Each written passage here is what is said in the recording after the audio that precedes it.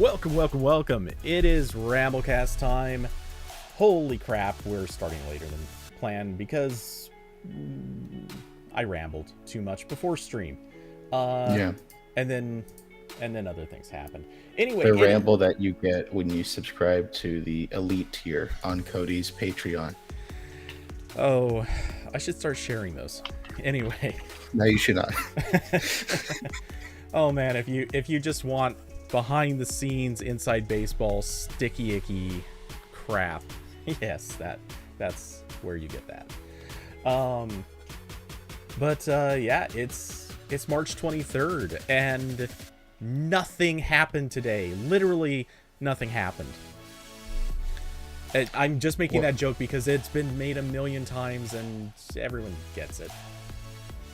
Do you have anything to say on this? Some things moderately happened today. Okay, I was specifically making a joke about you're the making company up Nothing doing a. I hate totally that company went over name. my head. It is the stupidest company name. Please, Nothing, change it to something. Yeah, I didn't watch their stupid event. From what I saw, it was actually just I meant to do a tweet about this, but then I got distracted by something. Maybe I'll do it, but I'm so tired of this marketing. Like I'm at my limit with the piecemeal marketing that OnePlus pioneered, much to my chagrin, and then OnePlus has gotten better at it, unfortunately. Like I was trying to figure out something about the OnePlus 10 Pro, and I swear to God it was already announced, but it hasn't actually been announced. Well, it's been announced like 5 times. Like I found like 5 articles on XDA that were talking about the phone like being announced, sort of, or like them doing different things with it. Like first it was like, oh, here's the first picture, and then here's like a spec, and then here's when it launched in China, and then here's something else, and so on and so forth. I can't. I'm really at my end. Like it's my actual job to keep up with this, and I can't keep up with it. Mm-hmm. I almost want to tune in to whenever like OnePlus or whatever has another event, just to see if like fewer people watch it, because I feel like the more you do this, the more diminishing returns there are on an actual like live event like they still want to do. But I don't know. It's probably working for them, which is why I hate it. I kind of don't think it is. And when I say that, don't get me wrong. Like, I'm not saying, oh my God, they're failing or something. Rather, I think when they do these events, what's really happening is they would have the same outcome either way. So it's not like the event is hurting them. It's just not helping them either. So yeah. I think the events are failures in that they're basically useless. But, they're always useless. Yeah, pretty much. But some are more useless than others. Yeah. But I can't take it, and everyone's copying this. Like Essential was kind of doing it a little bit when they were live, but they were too poorly organized to do it effectively. Yeah. And also, like, they did the whole thing where they just didn't launch any more products, and when you do that, you don't really have anything to announce. Right. So that was an issue. And then the awesome company, the Essential phone people are doing it. They've announced their phone like 4 times now. And now Carl Pai's doing it. Carl Pei. Hey. Okay. So yeah, fun, good times. Yeah. Austin, wait, did Corbin go Super Saiyan on us? No, what happened was I tried to dye my hair a lighter brown, so not really that big of a change. First time I did it, I completely fucked it up. Like I didn't do the bleaching part correctly, so my hair just looked identical after going through that whole process. And then this time, I did do the bleaching correctly, and then I did not use nearly enough hair dye, or the hair dye just didn't work because my hair is weird or whatever. So now it's like mostly just the bleached color, um, and I'm out of hair dye, and I haven't reordered more, so I'm just gonna rock this for the time being. See, what you need to do now is go like full on weird hair color, like all the other tech journos. Yeah, I'm not opposed to that idea, but my original idea was like, okay, well, if I do something that's like pretty close to what I have now, I can see, if I screw it up, it can't be that bad, or it can't be that noticeable. I meant, I didn't take into account the whole bleaching part, so now it's very noticeable. But oh well, it's fine. Go frosted tips. I mean, like, if I don't bleach it again or dye it again, like, eventually the part that's bleached is gonna grow out, and then I will look like Guy Fieri. Which I don't know. That's not a terrible famous person to mimic, I guess. He seems pretty cool. I mean, if you just went like super dark on the sides and like keep your current hair color as a streak down the center, you could totally pull off kind of a Brian Tong look. You're also describing like a custom character in Cyberpunk, I think. I mean, Cyberpunk has a lot of customization, but I mean, I don't know. Obviously, you'd have to go a little Asian to pull this off, but go Brian Tong for a couple of weeks, see how it goes. Yeah. For anyone watching, I flipped over to a picture of Brian Tong. I'll see, because I was sent a different recommendation for hair dye that might actually work better. So try that at some point. I don't know. It took a long time. This stuff takes forever, so I'm not like super excited to do all that again. Yeah, it's an annoying process. Yeah, I mean, it's mostly just like I'm painting on my head, and then I'm sitting for like an hour between the things and not touching my head. But that's annoying. So, let's see. Anyway, now that we've addressed my mistake, let's move on. Yes. I could talk about the Google thing. The which Google thing? The app Play Store cut thing that happened like 2 hours ago. Yeah, I'm okay with that. I will. Okay, I'm just gonna DM this to you because I have your DMs open. Oh, okay. Well, I already have an article from The Verge up, but sure, okay. we can throw in. Well, there's. It. Oh no. No, I just. Okay. Yeah. Well, there's two sources. Google wrote a blog post and Spotify wrote a blog post, but they're basically the same thing. So what the blog posts say is that Google is trying a new billing option with Play Store apps.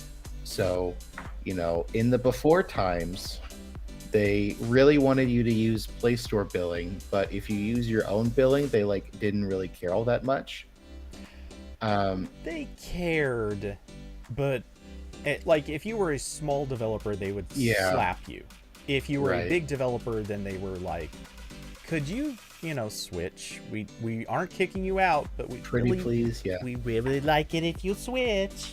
It's exactly like paying taxes, right? Yeah. If you're rich enough, you can just not do it. It's fine. Yep. And then between Epic Games causing a fuss over the Google and Apple's cut, and the increasing government desire to regulate this stuff, Google has started to backtrack a little bit. So now most Play Store developers only get they only take a 15% cut instead of 30%. It used to be 30 for everyone.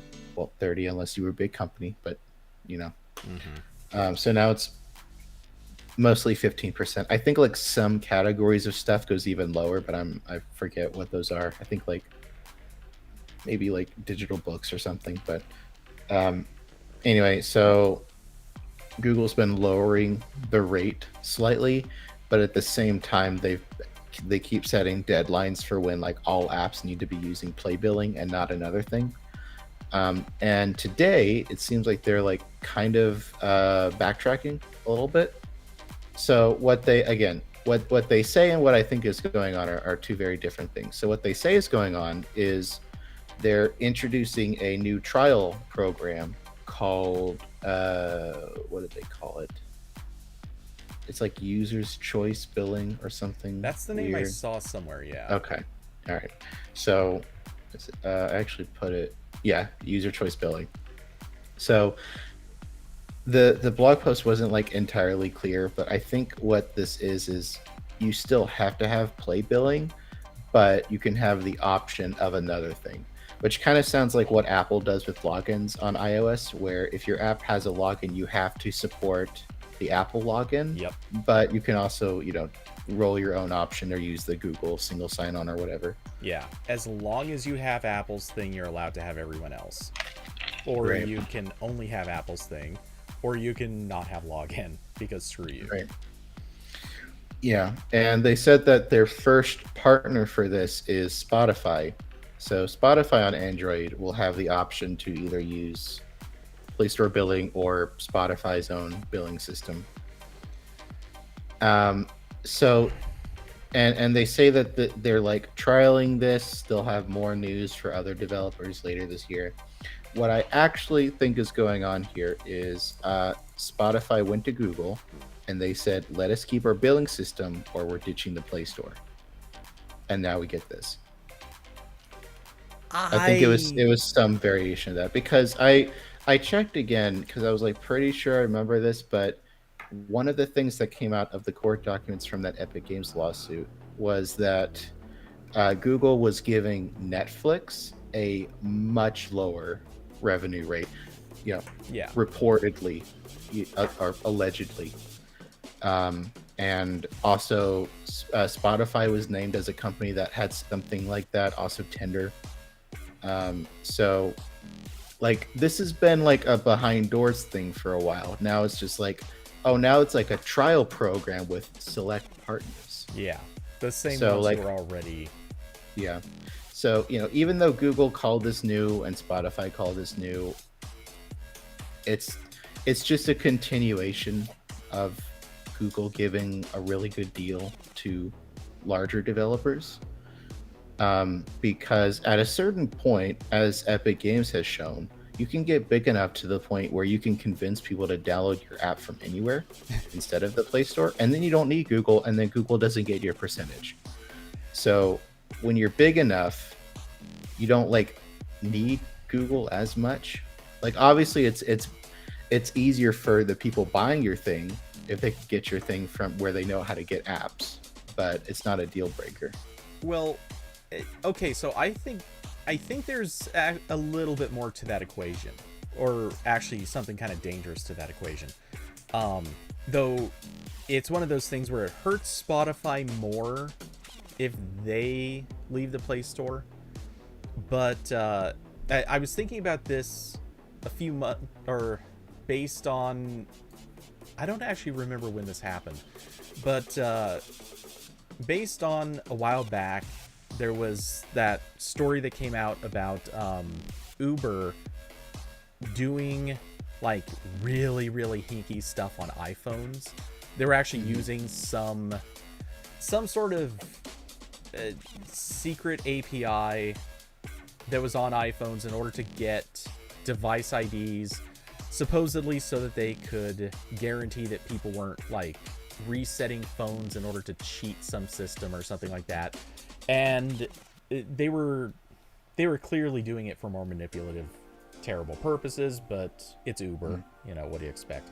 Anyway, when that story came up, there was a lot of people basically saying, look, Apple could kick them off the App Store.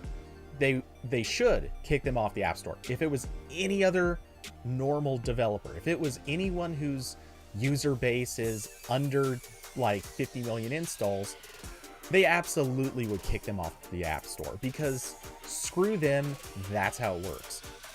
But here we're talking about Uber. We're talking about a big company with a lot of user base, a lot of people who care about using it on a regular basis. So Apple will let them get away with relative murder. And the thing is, there's actually a lot to be said for, think of what it would do if Apple actually were to kick off Uber, or in this case, if Google were to kick off Spotify. People who don't want to give that up might, not saying they will, but some might switch phones. And then you've got Google or Apple losing one of their users. That's a bad situation for them to be in. It's not just that they're losing out on the money that they would be getting from skimming off the top of these other companies through their stores. They're actually possibly losing market share, and that's a bigger loss to them. And I think that's what potentially could have happened if Spotify wanted to go nuclear. Yeah. Because like obviously you can get Spotify, they can give you an APK, just like Epic does, and that's fine. And Spotify, I'm sure they could make a mobile web app just fine. But Spotify is also like one of the main services for all of Google's smart speakers, all of the third-party assistant stuff. So if Spotify wanted to yank that cord, like, you're gonna, not only will you have a lot of unhappy Google smart home device buyers, but you're gonna have a lot of unhappy buyers from anyone who bought a speaker in that ecosystem, right? Like then suddenly, like Sony gets a lot of calls because their smart speakers can't talk to Spotify anymore. So I think Spotify probably has more leverage in this situation than Google. Though I would almost bet money on it. There's got to be a contract in place that's basically telling Spotify they can't pull that crap with the speakers. Now, that doesn't mean anything for the Play Store. I bet there's probably like a multi-year deal somewhere. Just like Google just signed with Roku to keep YouTube on Roku for another couple years until they decide to have another, toddlers on the playground bigger. Nothing like a marital spat. No. But, and so again, like this is like hilarious to me because Google has been like trying to get away from this for years. Like they started like telling devs ages ago that like they're eventually going to kick you off if you use a third-party billing system. And now they're like, oh well, some of you will be able to, skirt the rules. That's fine. Yeah. And also, this blog post mentions nothing about the timeline shifting for that requirement, which I forgot when that was supposed to be. I want to say it's sometime this year. I imagine. I was trying to look. Starting April 1st, developers that requested and were approved for an extension for their apps but are not compliant with the payments policy will not be able to submit app updates until they bring their app into compliance. And then developers in India have until October 31st, 2022, because India is doing different things with digital payments that are more complicated. So they get another couple months to fix their shit. Yeah. So and I love this line also at the end that says, developers with users in South Korea now have the option to integrate an alternative in-app billing system because South Korea passed a law telling Google they had to allow that. Yeah. So that's fun. So Carson brought up the question, will Spotify be allowed to undercut the Play Store billing price though? I don't see why I don't see why they would. So yeah, that's one of those things. I know Apple's policy is if you charge something in one place, you have to charge the same on the App Store. I don't know if Google is going to impose that same restriction, but it would make a lot of sense if they did. The only thing is, man, how do you police that? Policing that is the hardest thing in the world. Yeah, especially when, this whole chain of events with Epic started when they pushed an update or like activated code that was already in Fortnite to roll out the alternative payment options. So, yeah, it's if they don't undercut them again, like I don't really see why they would undercut themselves. Epic was only doing it to make themselves look better in their lawsuit. Like they can say, like, look, we're giving consumers a better deal. Apple's making us charge more. But if Spotify does the same pricing, then they just pocket the difference, which is what Samsung does when you buy a Samsung phone from their store instead of Walmart. Yeah. So I'm sure there are probably more specific rules, and I'm trying to skim this and not really seeing anything that stands out. But I wonder if this new thing, which actually I guess since this is like a trial and it's limited to partners, at least for now, I imagine they aren't posting all of the rules. But I guess one of the questions I would have here is, would they be allowed to have different things, not just different pricing on the same things, but actually different things, right? Like billing options. So, for example, just to throw this one out there, maybe a particular, and I'm going to throw the legitimate example first, just because, maybe with like Play Store billing, you can only do subscriptions that I think are monthly and yearly. I'm not sure that's right, but let's say that is the case. It could be any organization of timelines, but maybe on your site, like your service would, maybe you actually want to have a weekly subscription, which would be really annoying and terrible. No one should ever do this, but hypothetically, I wonder if that's allowed. It would make sense to have that. Like I said, this is the semi-legitimate example. But I can also see that being the huge, like, obvious abusive case where it's like, hey, if you want to subscribe to our thing for 10 years on the Play Store, you can do that.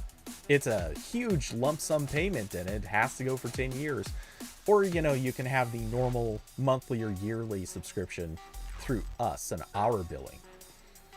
Right. I can absolutely see a few companies doing that and being like, this is how we're in compliance. We're doing what the rules say. But yeah, that obviously a difference in prices, which is kind of what Carson's asking about.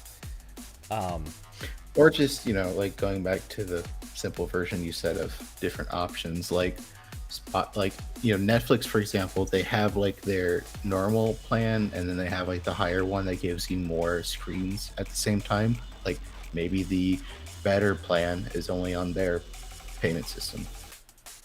Yeah. So, yeah, I don't know. Again, like right now this just looks like I don't want to say cover, because that makes it sound like nefarious. I mean, it is little bit nefarious. It is nefarious if I was like app developer trying to make a living on Google Play, and suddenly Spotify gets to keep more money than I do because they have lawyers and a user base in the millions. So yeah.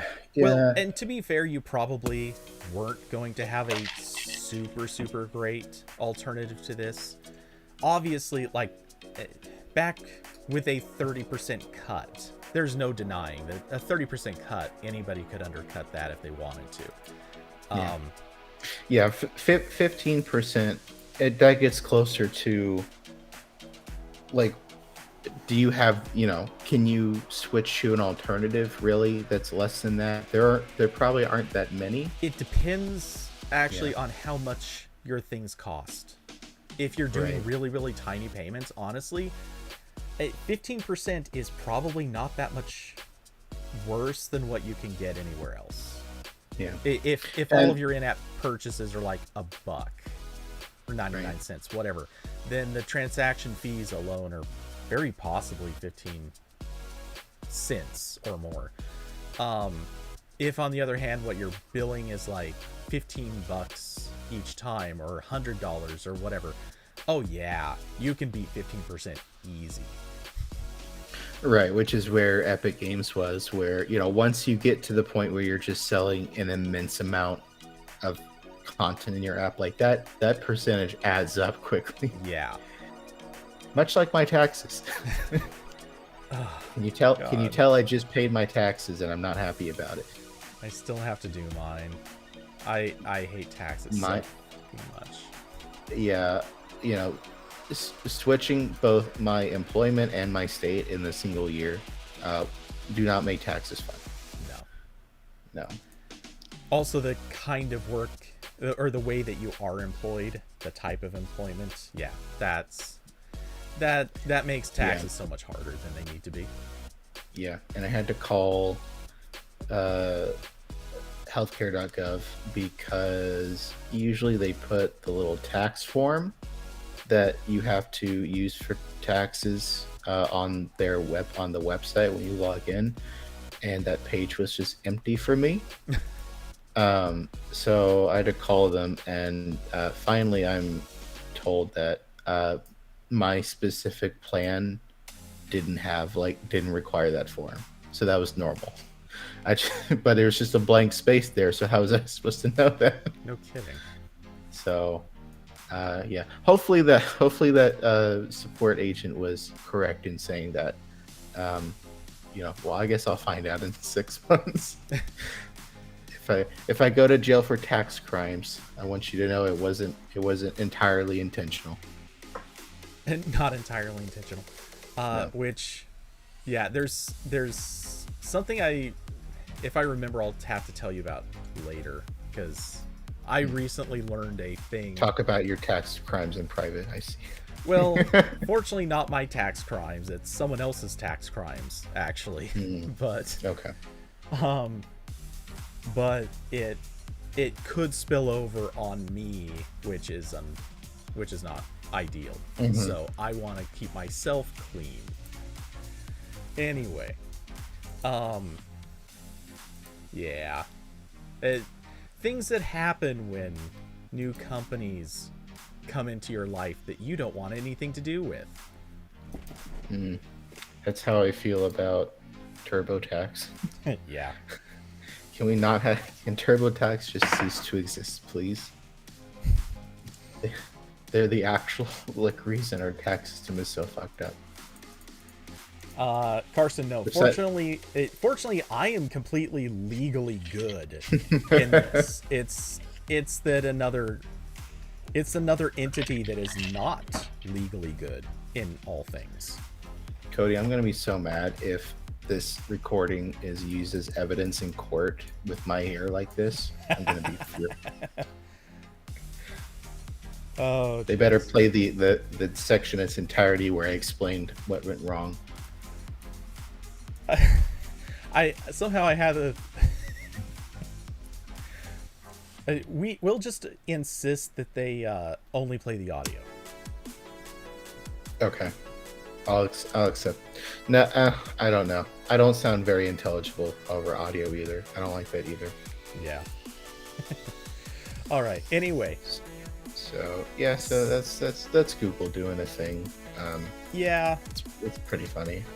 One of the things that gets me most is every step of the way, all of these things that have been announced, all these things that are supposedly happening. Have you noticed none of them ever actually seem to happen for regular developers? I think regular developers are now officially getting 15% pricing, but other than that, like, every single thing that seems to happen is like, hey, we're gonna make this change, we're gonna do that thing, you know, for partners.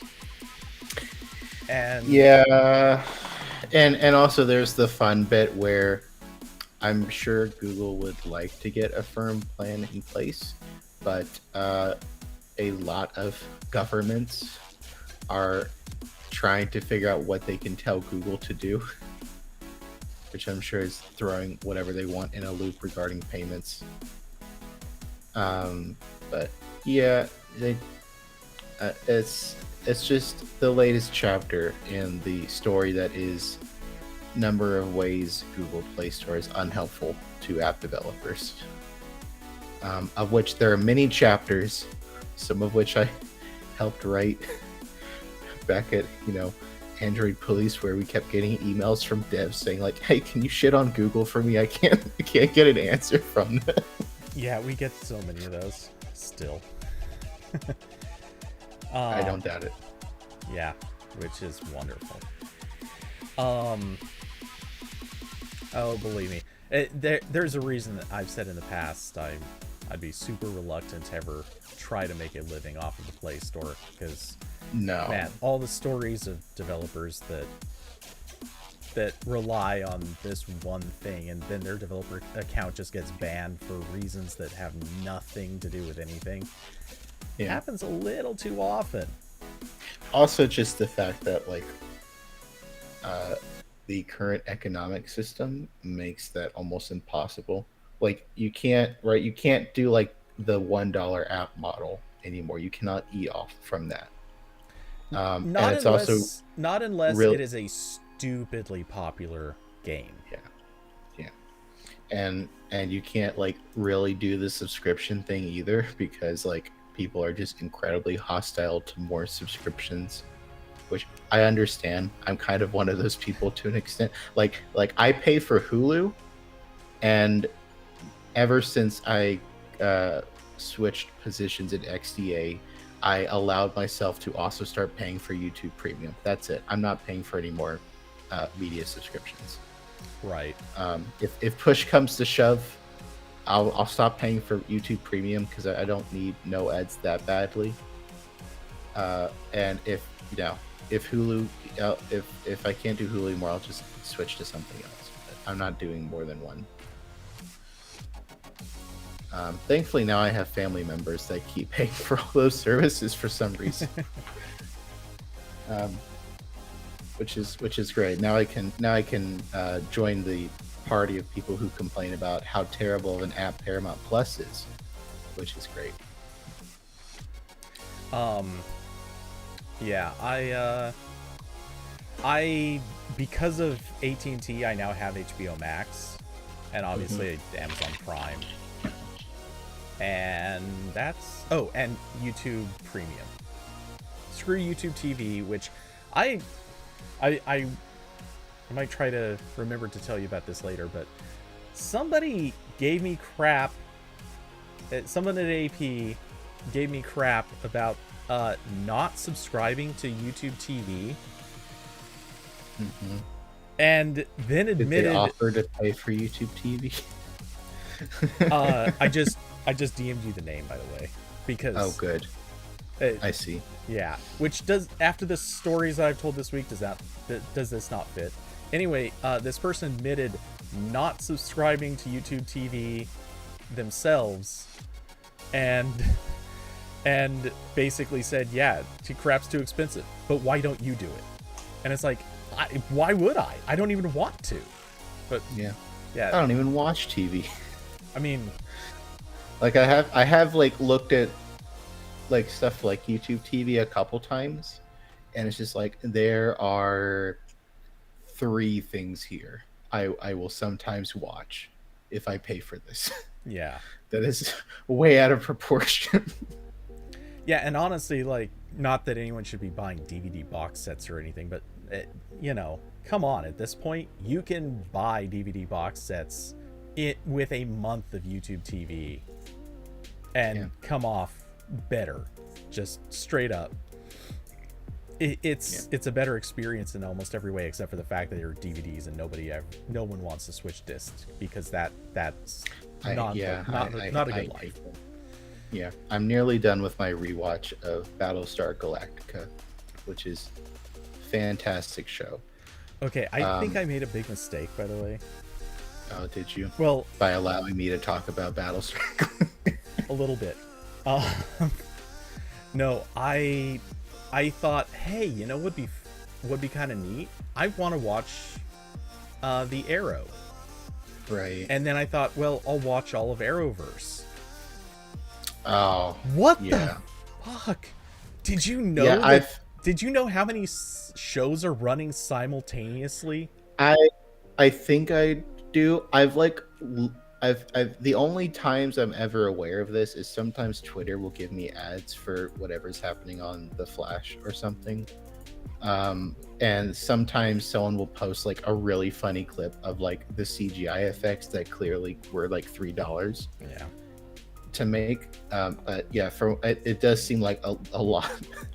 It seems like CW is taking that DC license and kind of just running with it, which good for them, I guess. I don't. Yeah, I'm honestly at least at one point in the future, I'm only into season 3 of Arrow, season 1 of Flash. So like and only coming up on the first actual crossover episode, but holy crap. I looked into the future of what the crossovers are like, and at a certain point 6 shows are running simultaneously and have a crossover event between all 6. Okay, so I like that your past like 2 sentences, you can take that and it applies to like 5 different franchises at this point. or close to it. I mean, there is definitely some of that in Marvel, but it's not this bad. Well, at least with Marvel, the good thing that can be said for Marvel on this is it's pretty much just a series of movies, which you can rent from like a million different places. And then every once in a while, you kind of have to diverge a little bit on like WandaVision was on Disney Plus, right? Yeah. Like you have to, and there was Agents of S.H.I.E.L.D. There were a few of the TV shows that they're kind of like bonuses. You don't really need to see them, but they're there, and if you want to, you can also throw them in. That's not bad. It's better. DC is going, and DC did not even have all of this on the same network. Not that Marvel's doing good. Oh, good. But... so they are doing a Star Trek. Yes. Yeah, it's quite literally Star Trek. It's both old and new Star Trek quality to it. Old and new Star Trek. So I remember, I think it was a couple months ago where, so you know the new Star Trek shows are being made by CBS, which recently merged with Paramount, or Viacom is the company. I'm sorry. So, you know, they're putting the new Star Trek in the United States. All the new Star Trek is going on Paramount Plus, but they have not launched Paramount Plus in most other countries. Mm-hmm. So they have deals with Netflix. So Netflix in, you know, Sweden or whatever gets all the new Star Trek shows just on Netflix. But there was a period between the contract distribution deal with Netflix expiring and when they're going to launch Paramount Plus in those countries it was expiring in. And so there was going to be like a gap where just you would not be able to watch any new Star Trek legally if you were in these countries. And people flipped out, and they did end up like extending the Netflix deal for a while longer. But I'm just like, I can't take this anymore. It's kind of insane. And that same thing happened with old Star Trek too, where they put Star Trek Enterprise on UPN, and no one fucking had UPN in 2003. So no one watched the show, and then the show ended, and also UPN stopped. Like they turned off that whole network. Well, they didn't really stop. They merged UPN and WB into the CW. So yeah. Which UPN was already a spin-off from the WB, so they were just merging these two back together. And declaring officially that they were only going to cast the prettiest people that they could find. With no acting skill required. Yeah, so it's anyway, I can't keep up anymore. All the new Star Trek is bad. We can move on now. Yes. I will say I just remembered something that I think happened after the last. I was here last week, right? I Yes. think. Yeah. In Okay. fact, if So I recall last week, you made it to the end? okay, that tells you how little I remember these things. They're like bad dreams. I think it was last But week. Wow. okay. Bad dreams. Well, Wait till so that you... would have been. I'm going to start talking crap about some tech tales now. Gonna blow the whistle on my hiring practices for tech tales. Yes. Where you oh my okay well so I that would have been places this to start first. that would have been the 16th. So something happened on the 17th, which was Samsung announced more phones. They have more phones. And, yeah, seriously, are they just checking the couch cushions and it's like, whoa, we found some phones? Awesome. Yeah. Okay, honestly, that is exactly what happened after this. Because they had their Galaxy A event on the 17th, where the main things they were announcing were the A53, which is like their main mid-range phone, like that's their like Pixel A type of phone, and then also the Galaxy A33, which is cheaper. I think that's like $300 ish, somewhere in there. But then they like quietly announced like a whole different phone, and like no one noticed for a while. And I think we got a post up about it a couple days later. But it was very much like that. I guess they're maybe not launching that one everywhere, so they didn't want to make a fuss about it.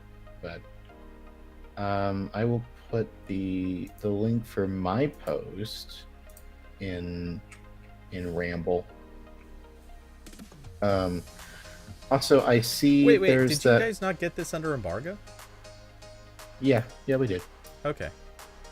It wasn't the A70 stuff was not in there. Okay. I was gonna say, wait, how did I wrote the A53 5G post? Yeah. And no, I wrote this ahead of time. It took forever. You know. Oh dear. Well, the only part that took forever for me was coming up with dealing with their crappy only render screen images. But yeah. Yeah. Oh, before I get to this, I see Austin dumped the Google Messages controversy thing in Ramble.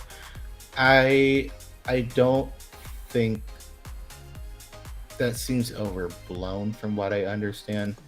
Like I was talking to okay, Adam. Why don't you summarize that one real quick, because I actually haven't read it yet. It was something about like Google Messages sending like hashes of user data to Google. Oh, that was old news. I don't know how. Again, like I didn't like fully read this, but I know we skipped it at XDA because the guy that published the paper about that's like the source. That particular person has been known to blow things out of proportion or just like lie in some other stuff. Shocking. So we're not touching that. That guy. Okay, I know. Yeah, the Trinity College Dublin guy. So so that's why there's not an article about that on XDA, and why I would kind of like not put much faith in this. I think Google announced something based on this. I think like they said, they did a statement. They said, hashing data was only used in technical logs to debug app service issues. Yeah, so I like kind of a non-story probably. Yeah. Okay. So a little bit more about this, because I remember when this first came out, because I wrote something about it back then, and if I remember, I think we may have even talked about it on here. Google claims that they only use the hashes for technical logs, but they also use it as a means of blocking spam.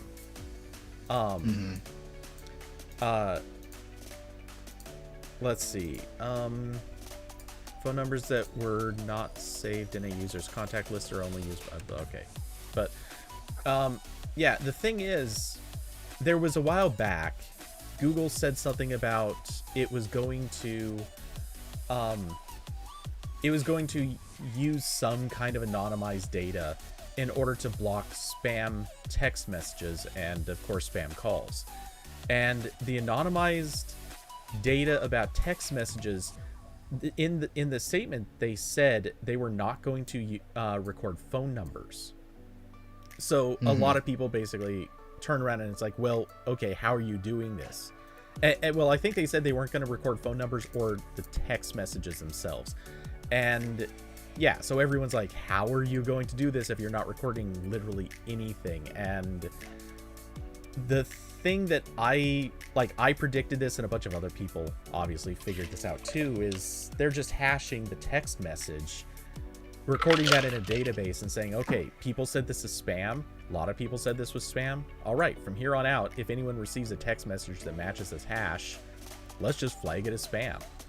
Right. Yeah, it was an obvious thing if you just kind of think, what is the one way you can still accomplish this without accomplishing it the obvious ways?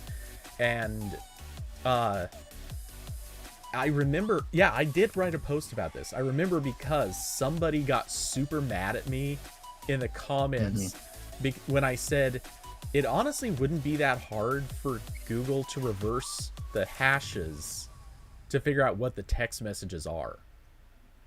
And someone was like, oh my God, do you understand how many years it would take for you to unwind that and to test all the examples? And it's like, no, dude, that's not hard at all. It's Google. Do you understand how many supercomputers Google has? Do you understand how many servers they could all run this at the same? No, Google could recreate every text message from hashes in about a week. So no, this is not hard for them. They're still text messages. They are a limited length. Anyway, yeah. So, man, I feel like that was at least 2 years ago. But anyway, this is kind of such a non-issue because obviously, like, if Google wanted, they could do this. Just because they're sending hashes back, it's not changing much. Yeah, so I mostly just saw Adam mention it as like, hey, this is from that guy that like kind of makes up shit. So I was like, okay, all right, I'll just ignore this completely. But there was discourse there, but yeah, so there was, new Samsung phones. Honestly, a letdown, which like, yeah, it's Samsung, so like they've never like tried super hard with their budget phones. They've been getting a lot better. Like I still have it over here. I have the the Galaxy A52, which was their a phone from last year. That's not still plastic, right? No, Okay. I reviewed this. I just keep it in the box, but because it's not mine. But yeah, like I tried this last year. It's a really good phone. Like if I was on a hard cap of $400 or whatever, like this is the phone I would have bought. But this year it's got, so the A53 has a 120 hertz refresh rate. It has 8 gigs of RAM. Good. It's got up to 256 gigs of storage. It's got 25-watt charge and all that stuff. But they're swapping out the Snapdragon chip for Exynos everywhere. And I don't know how this particular Exynos chip compares to what they've been shipping. From what I understand, it's a downgrade. So that's not good. And also, they killed the headphone jack on the A53 and A33. So that's another thing that's like not great. Yeah, budget phones used to be that last holdout for the headphone jack, and it seems like that ship is not fully sailed, but it's getting there. It is getting there, yeah. It's getting there real quick. Yeah, so kind of annoyed. I think XDA is going to review this at some point. I don't think they're I forget, there was something with review units, like we couldn't get one or something, but I think we're getting one. I'm not sure. I actually don't think you're alone in this. I don't know for sure, but I did see a discussion hinting that maybe AP was either... Well, I saw a discussion basically saying Samsung has been really stingy with these units, and we've had trouble getting them in the past. I didn't see a clear, like, we can't get one. Just, it sounds like it's a lot less certain, and I didn't see anyone come right out and say, oh yeah, it's a done deal. So yeah, which so I'm kind of a bummer. Again, like I really liked the A52 last year. That was a really good phone. Truthfully, for the money. These always reviewed pretty well. Yeah, I kind of like, honestly don't understand why Samsung wouldn't want people reviewing them. Yeah, unless that chipset is like a real downgrade, Okay, then I can understand. Yeah, that's true. But yeah, I mean, like I like that phone last year. Samsung is as far as like mid-range and budget phones go. If I cannot buy an iPhone, I would tell someone to either buy a Samsung phone or a Pixel A if that's in their budget. That's it. Because no one else cares about software updates, and the software on most of the other manufacturers making phones in those price ranges is terrible, like not even counting updates. Like I reviewed a few of like TCL/Alcatel's phones. Those are horrific, absolutely terrible. And yes, same story with most of the other budget phones. LG was okay near the end, I feel like, but that they're not an option anymore. Yeah, I don't know that I'd go too far with that. But... I mean, like getting really to the end there. Back when at the point where I don't think they messed too much with Android just because they didn't have the resources to. But yeah. Well, and I've heard okay things about like some of the OnePlus Nord phones, but I'm not touching OnePlus with a 10-foot stick at this point. Yeah, they burned me pretty good with that OnePlus 7 Pro that just would not send me notifications for half my apps. So yeah, my mom, I gave her a OnePlus 9, and wow, I'm writing down for future reference. Cody hates his mom. Nice. But she loves the phone actually. But she loves the phone, except she comes and tells me yesterday that her phone has not been receiving calls, or sorry, that it hasn't been ringing when she gets calls. And I'm thinking, okay, what got screwed up with with like this flipped on do not disturb? Exactly. I forgot about it. Did the hardware switch get moved, or was this a software thing? And so I start kind of checking around and thinking, stuff like this gets bumped or moved all the time, or maybe a thing popped up and she hit by accident.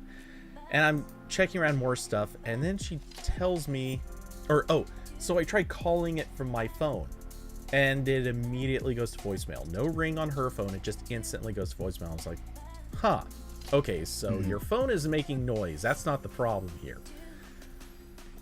It took about an hour of messing with it and coming to the realization there was nothing I could do. I literally pulled the SIM card out of the phone, put it in other phones. They they work perfectly, no problem. Mm-hmm. And then she also tells me that the phone can't make a call without trying twice. And like at this point, I'm just totally baffled. Finally, I went into settings and I found the reset Bluetooth, mobile, and Wi-Fi option. I popped that right afterwards. It works perfect. So who knows? OnePlus, there's got to be some software glitch. It could be an AT&T thing, but obviously other stuff was working. So this is a OnePlus glitch in some way, shape, or form. And then as I'm doing this, I also realize her phone is still on the November security patch. And I'm looking all over the place. According to OnePlus's site, the update number matches for something from January. So in other words, they shipped in January an update that included the November security patch, and they haven't updated since January, and it's now almost the end of March. It's like, OnePlus, guys, this is a bad look. That was one of the consistent lessons I learned updating that security update roundup at Android Police was OnePlus is just not good at this. I want to say their main policy was every other month for security updates, which is like, guys, when you're charging $1,000 or more for the phones now, you can't do this. Like we all excused you when it was 5 years ago and all phones were bad, but come on, you gotta work with me here. So here's the thing: I could at least, if it was a month, like every other month for security updates, that's not ideal. That's somewhat problematic, but I could at least if it was see just it. that, But this is every other month, kind of, and you're pushing security updates that are 2 months old at that point. No, that's not okay. We're 4 months out at this stage. Wait, is that even right? But like, you can't do that. You cannot. Yeah, it was always like every other month, and then the update would show up on like the last week of that second month. Yeah. And then they would occasionally roll out a buggy update, and then they'd bring it back, and then they'd roll that same update out but fixed like a month later. So now it's 3 months late or 2 months late. Yeah, and I saw that they had kind of catastrophic failure scenario with Android 12 update. Yes. Yeah. Yeah, because they tried to merge the code base for Oxygen OS, which is the ROM they have in America and India, and I think most of the rest of the world, and Color OS. Color OS. I was about to say Hydrogen OS, but they stopped doing that. That was their China ROM, and then they just switched their China phones to Color OS.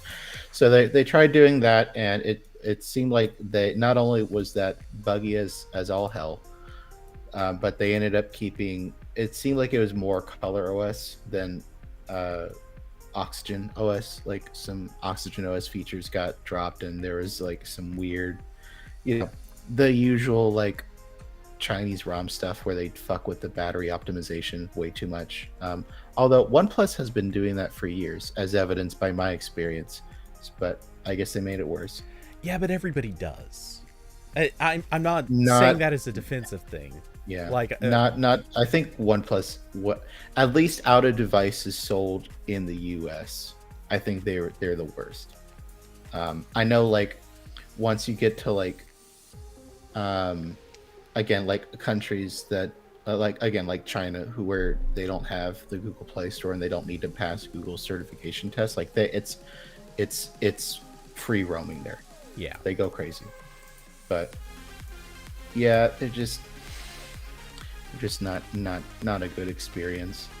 And they rolled that out, and everyone hated it. And well, their original plan was to do what all companies do, where they roll it out to the newest phones first, and then they start going backwards. But then as soon as they rolled it out to the first two phones, the OnePlus 9 Pro, yeah, and the OnePlus 9, and it's just that visceral backlash. They were like, okay, wait, wait a second, we need to figure this out. So they, they did a couple updates. They said that the OnePlus 10 was going to have like the fully merged software, but I think that freaked everyone out because they backtracked on that. I think they just backtracked on like the final branding, basically. Like I'm almost certain that if I was to look at the code base, it would just be the same code, but they have flags for the different countries. Yeah. Right? Like Chrome does.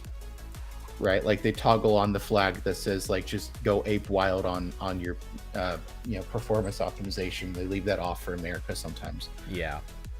So I don't think they actually like backed away from doing anything. I think all that work was done for 12, and they just had some cleanup and some final branding stuff for the OnePlus 10 that's coming soon. So yeah, so that was a mess. So as a result of them like spending more time fixing all that, I don't believe Android 12 has reached any of their other phones yet. So again, like OnePlus is already late if nothing goes wrong, but things seem to go wrong with them a lot. So it just pushes the timeline farther and farther back. Yeah, which kind of leaves you wondering if they're actually going to ship Android 12 to all of the devices that are even supposed to get it. I think they will. It's just going to take an obscene amount of time. Like we're going to get like the people who paid $800 for a OnePlus phone a year ago are going to get the $200 Samsung phone experience. Yeah. Where you will get that update. It will just take a year or maybe a year and a half. Well, I'm kind of picturing it's going to be one of those things where you get the update and it's going to be like 2 weeks before Android 13 is official. Oh, it might be. I think it's going to be afterwards. Oh, okay. I mean, we're talking Android 13 stable, not the... Yeah. Oh, I know. Though, I mean, we're already a decent couple of steps into the Android 13 beta cycle. Yeah. So, yeah, like I the guess... betas are probably next month. Yeah. Yeah, so that is kind of a bad look. Anyway, that said, cheers to Samsung for releasing actually some still pretty good budget and mid-range phones. I tend to agree. I would still generally lean maybe a little bit more Pixel, but the Pixel A's are pretty good phones, though I'm not particularly enthused by the 5A, but wait, we never got 6As, and I haven't heard any leaks about those. Have there been? I think there was something about a cheaper Pixel based on the 6. I don't like there hasn't been any renders or anything, I'm pretty sure. Or maybe I'm forgetting.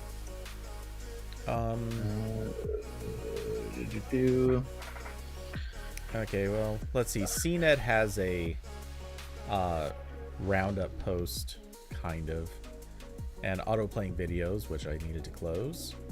Oh, Android Police leaked earlier this month that a Pixel 6a showed up in a U.S. carrier's inventory. Okay. Along this is also the Pixel Watch. So I don't know why. Somehow I just totally missed, or am I forgetting? Like, did we? Now I'm wondering, have we talked about it and I just totally forgot? Did I review it? I don't remember anymore. I mean, legitimately, I have forgotten a couple things I've reviewed in the past, but oh, for sure, yeah.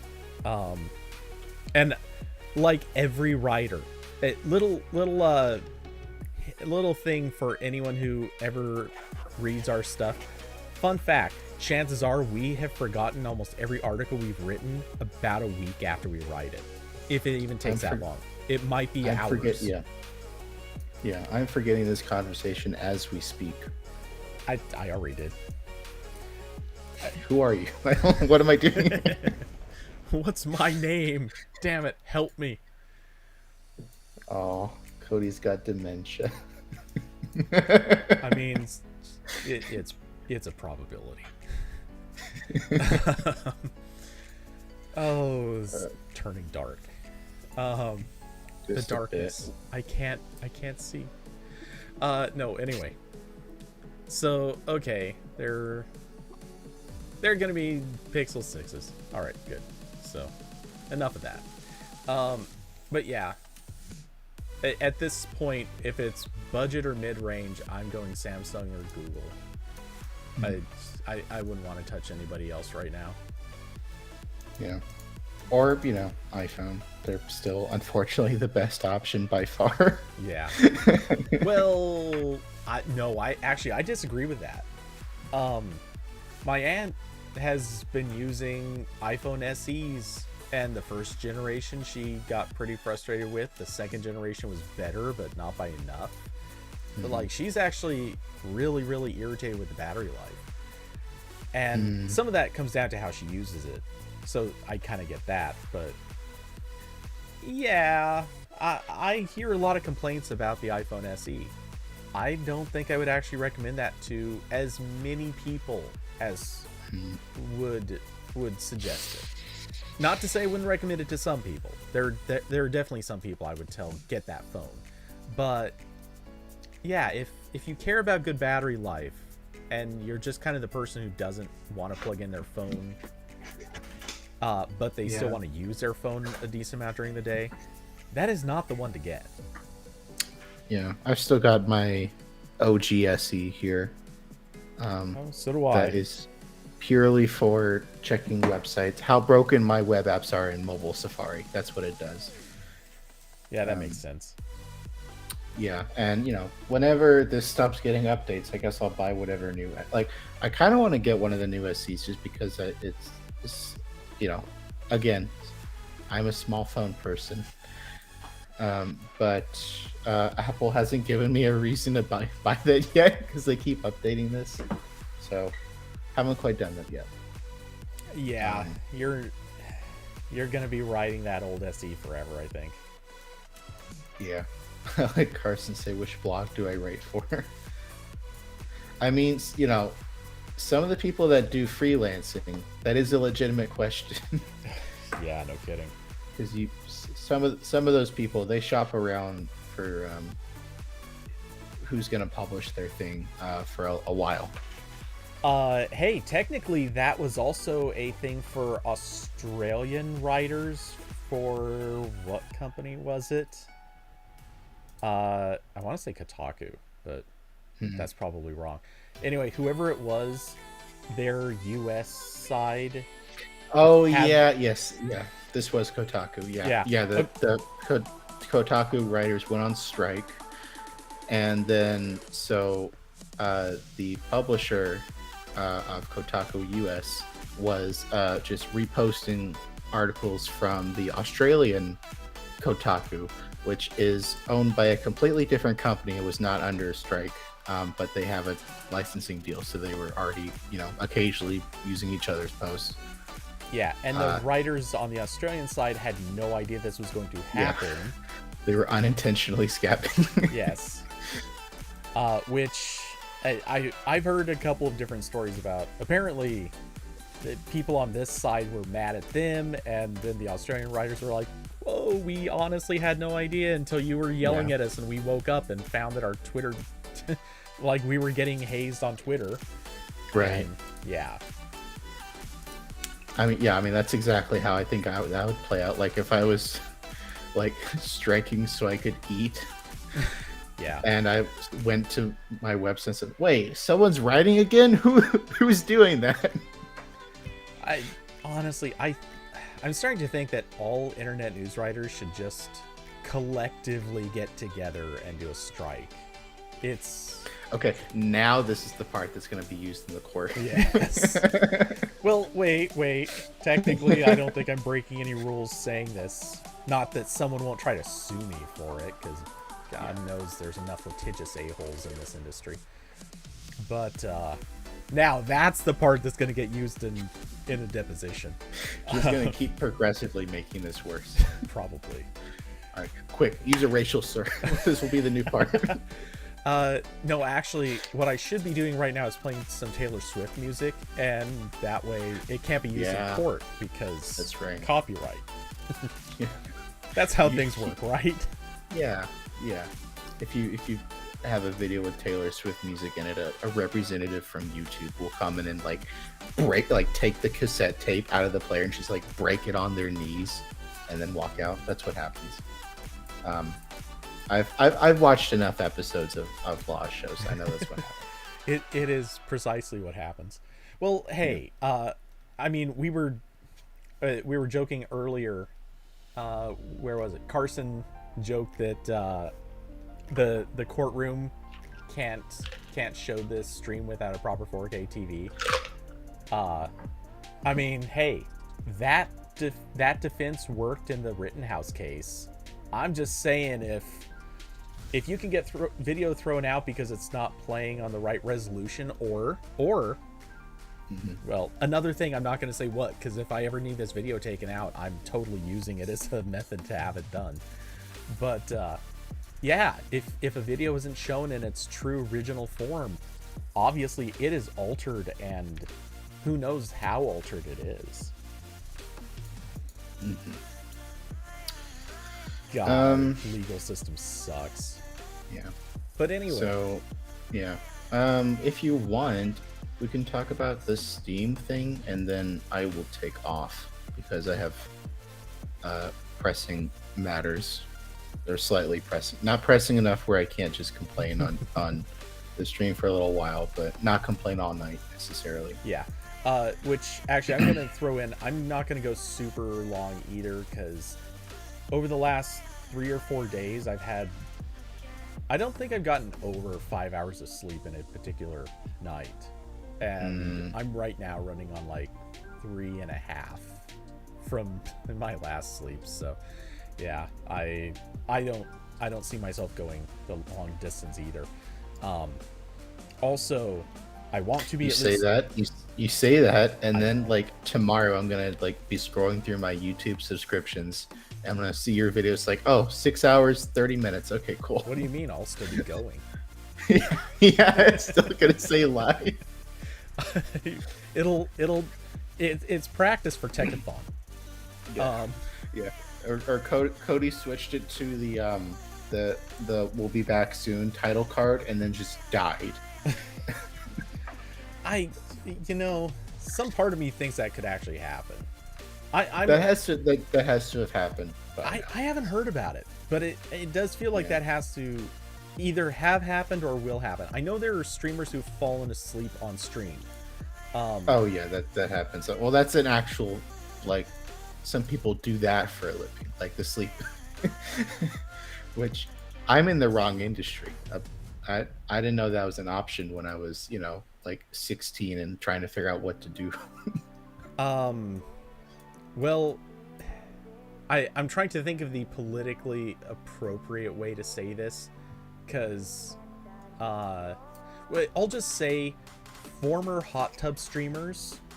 I think that's the most politically appropriate way to say this, because I don't want to gender it.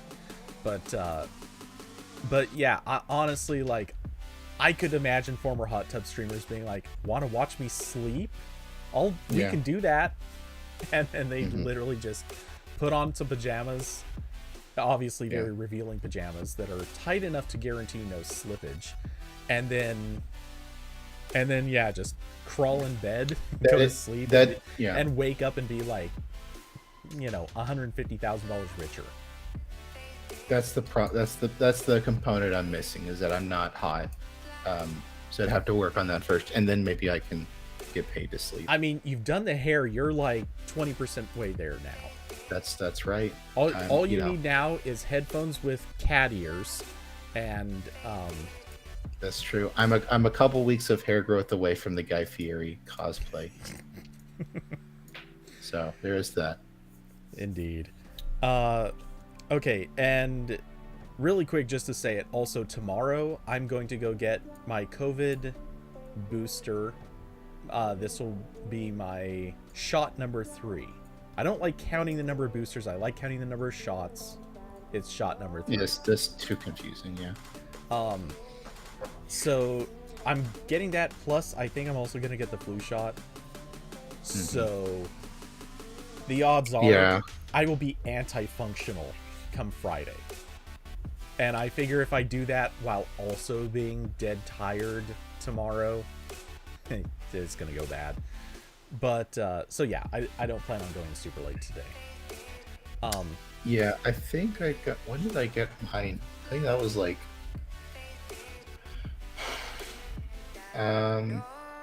It might have been in December.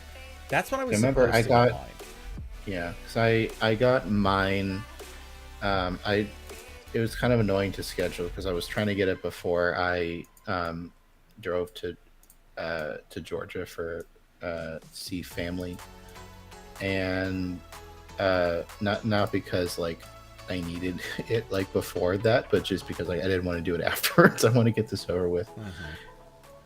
So I got that and the flu shot, and then like drove for 6 hours. So I was tired the next day, but I think it was mostly just the driving part. Yeah. So yeah, my I wanted to get it done back in December, and at the time the appointments would just get snatched up, and you really couldn't book for like 2 weeks out, and I didn't want to make any specific plans to try to be in town on a like perfect day, especially when weather in Oregon can be unpredictable. One minute it looks like it's fine, the next minute it's like, oh hey, we're gonna get hit by tons of snow. So and then it just kept slipping because I was never going into town predictably.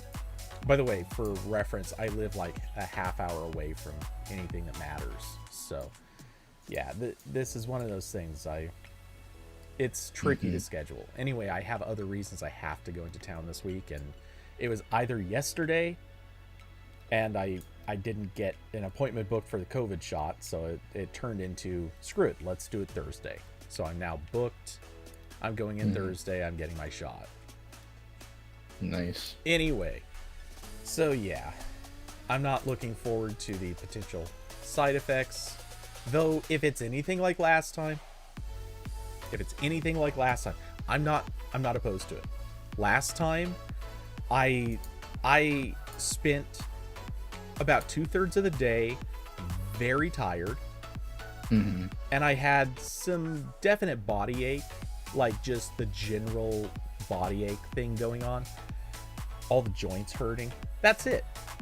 No headaches, no nausea, none of the other bad stuff. Just that. If that's all that happens to me, golden. Because the being super tired thing just meant that I crawled in bed and slept like extra long. I probably should do that anyway. I'm down for this. Yeah. Sleeping's good. I am pro sleep. It's not, not everyone will say that. Exactly. Especially not employers. I was about to say like LinkedIn influencers. Oh God. Like the rise and grind people. Like if you haven't pulled an all-nighter, you're not working. Oh yes. Well, and Kim Kardashian now. Yes. Yeah. Apparently, people my age aren't working. That's crazy. Yeah. Get off your ass and work hard. Okay, let me tell you about working hard, because I do it 16 hours a day. What are you doing with your beauty regimen that clearly is taking more time than all of your employees are working? Wow, I'm not salty. No, I think we can be salty about this, Cody. Yeah. I think that's okay. Yeah, it's justified. We're white males. I'm not. Sorry. That's true. It was just so easy to slip that one in. Anyway, before we both get ourselves canceled. There's a slipping in joke with Kim Kardashian here somewhere, but I can't quite find it. Don't worry. Don't worry, Kanye did. All right. Not anymore. You're right. Pete Davidson. Davidson. that man just gets around like nobody's business. It's incredible. Good for him. Does he? guess. I honestly don't. I don't know anything. I had no idea who this guy was before he made fun of somebody for wearing an eye patch. And then all of a sudden it's like, oh, here's the guy who's been on Saturday Night Live a few times and he's famous for... Wait, what is he famous for? No one could answer that. And then all of a sudden it's like, oh, him and Kim are hooked up? What? Yeah. Now he's branded. I can't remember anymore because like my brain's just broken from the past 3 years. But Wikipedia says he dated Kezzy David, who is Larry David's daughter. Apparently, he dated Ariana Grande. Yeah, that was, and then actually, I kind of thought he was famous for dating her. Yeah, I think that was the main one. And then Kate Beckinsale. Wait, what? She's like old enough to be his mom. I'm not hating on that. She's gorgeous, but also Margaret Qualley. I don't know how it's pronounced. Someone from Bridgerton, and now Kim Kardashian. He's got a lot of game. That's all I can say. I guess. But he literally got branded. For anyone who has not seen it, there's an interview that Kim did with Ellen that was making the rounds on Twitter. Go watch that and just watch it. Watch what Kim says about Pete and just ask yourself the question. If a guy were saying that about a girl that was younger than him by like a decade, I don't know if they're that far apart. They're a bit closer, but I know he's a lot younger than her. If it were a guy saying that about a girl, just ask yourself, how many people would be trying to rescue her? How many people would say that this is like a Tom Cruise, Katie Holmes situation where it's like she's a prisoner? Just go watch that interview and watch Kim's like creepy chuckle about Pete getting branded. It is cringe. Anyway, so you said that was on Ellen. Yeah, I bet he's gonna date Ellen next. He'll find a way. He'll find a way. Oh man. Just kidding. From what I understand, Ellen should not be around other humans. So speaking of Ellen, Steam on now this is how Corbin not gets canceled. This is how he gets assassins at his door. Ellen's gonna send a hit squad. That's how she works. That does seem like it from all the articles I read. That does seem like something she would do. I'm not saying anything. I think she actually would. Yeah, it's a non-zero chance for sure. So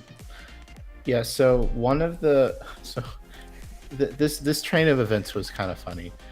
So Google announced Steam so this has been in development for actual years.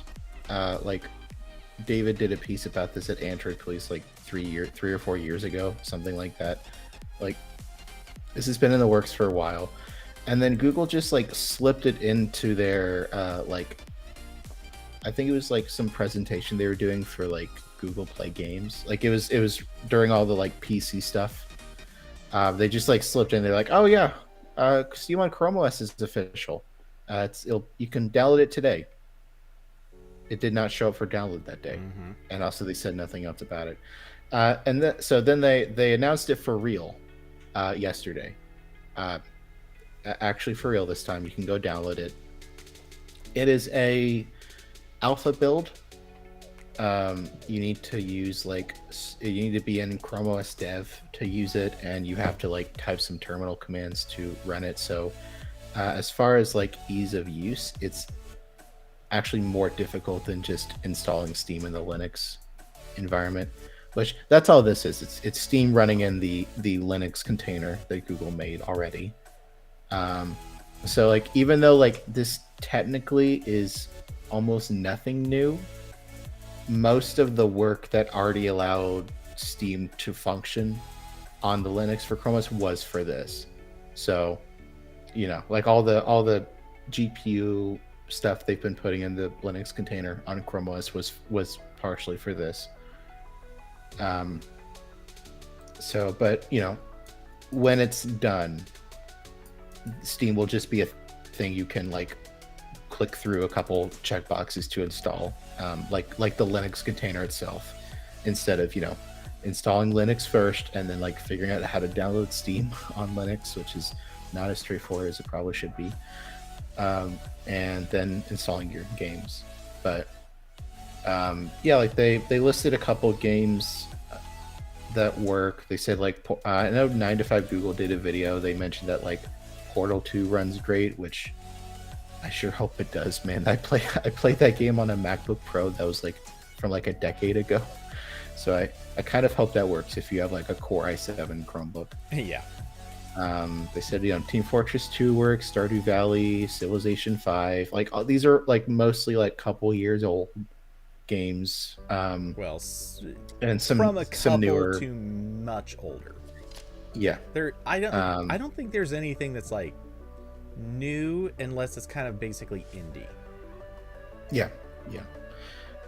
Like they said Fallout 4 works, which is kind of impressive considering that game barely works. Just in general. That's cool, I guess. But yeah, like there's not, as far as I understand, there's not a difference between this and what you could do a week ago by installing Steam yourself in Linux. But eventually this will just be all part of a easier flow. And also the difference now is that Google is recommending you use, like they're gonna probably use this as like a selling point eventually for Chrome OS, instead of it just being like a thing you can install with the Linux container that they don't like actually advertise that much, probably because it's Linux and most people don't know what to do with that, but it's fine. And yeah, it's just I think Austin said this in the chat a couple times where like I agree with him where it's like I don't really know what Google's goals for Chrome OS are anymore. Like, and they even said like in this beta they have a couple Chromebooks that are supported, but you need the Core i5 and Core i7 at a minimum. They're only supporting Intel graphics right now, and you need at least 8 gigs of RAM. So you need like a good Chromebook for this.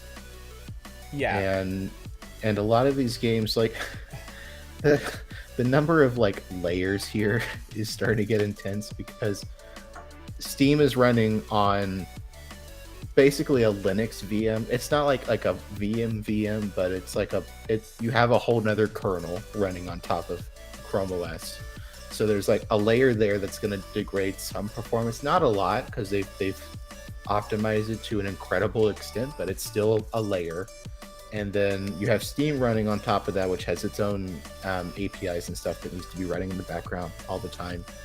And then on top of that, you a lot of the games that they're advertising for this, like Fallout 4, for example, are Windows games. So you're running those in Valve's Proton compatibility layer that they've been working on, which is amazing software. Like it's a really impressive technical achievement, but it's another layer that you're dealing with. So again, like I'm kind of amazed this works at all, but it seems like not the way. I don't know. I mean, like if I was Google, I'd probably be doing this because again, like they've put all this effort in to have some kind of graphics support in the Linux container, and I'm sure Valve is always happy to get more customers to buy games.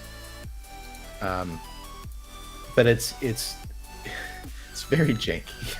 Yeah. Like I remember when they added the, like originally the Linux container had basically no GPU support because again it's a VM, so that's something you have to add, and they spent all this work to do like a GPU pass through for the Linux container. And I remember when that rolled out, I tried BioShock Infinite and Team Fortress 2 on whatever Chromebook I was reviewing at the time. I think it was like Asus's best Chromebook from like a year or two ago. and it was like it was barely running. So I don't I guess maybe they've worked on the GPU pass through more since then, probably. But there's just there it's very janky. Yeah. And this is, you know, again, like I guess my main issue with this is that I'm kind of annoyed. I don't know why Chrome OS needs to exist at this point, except for Google to have a foothold in desktop computers. Because like Chrome OS doesn't do anything better than Windows or Mac or Linux at this point. Really, the only thing it does better is that they have it's from what I understand, it's incredible for like companies and schools to manage.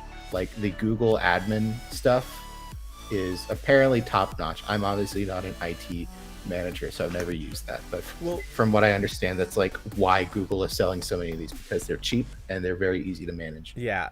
So the not doing anything better, my argument is it does being cheap better than anything else. That's what it does better. It is cheap.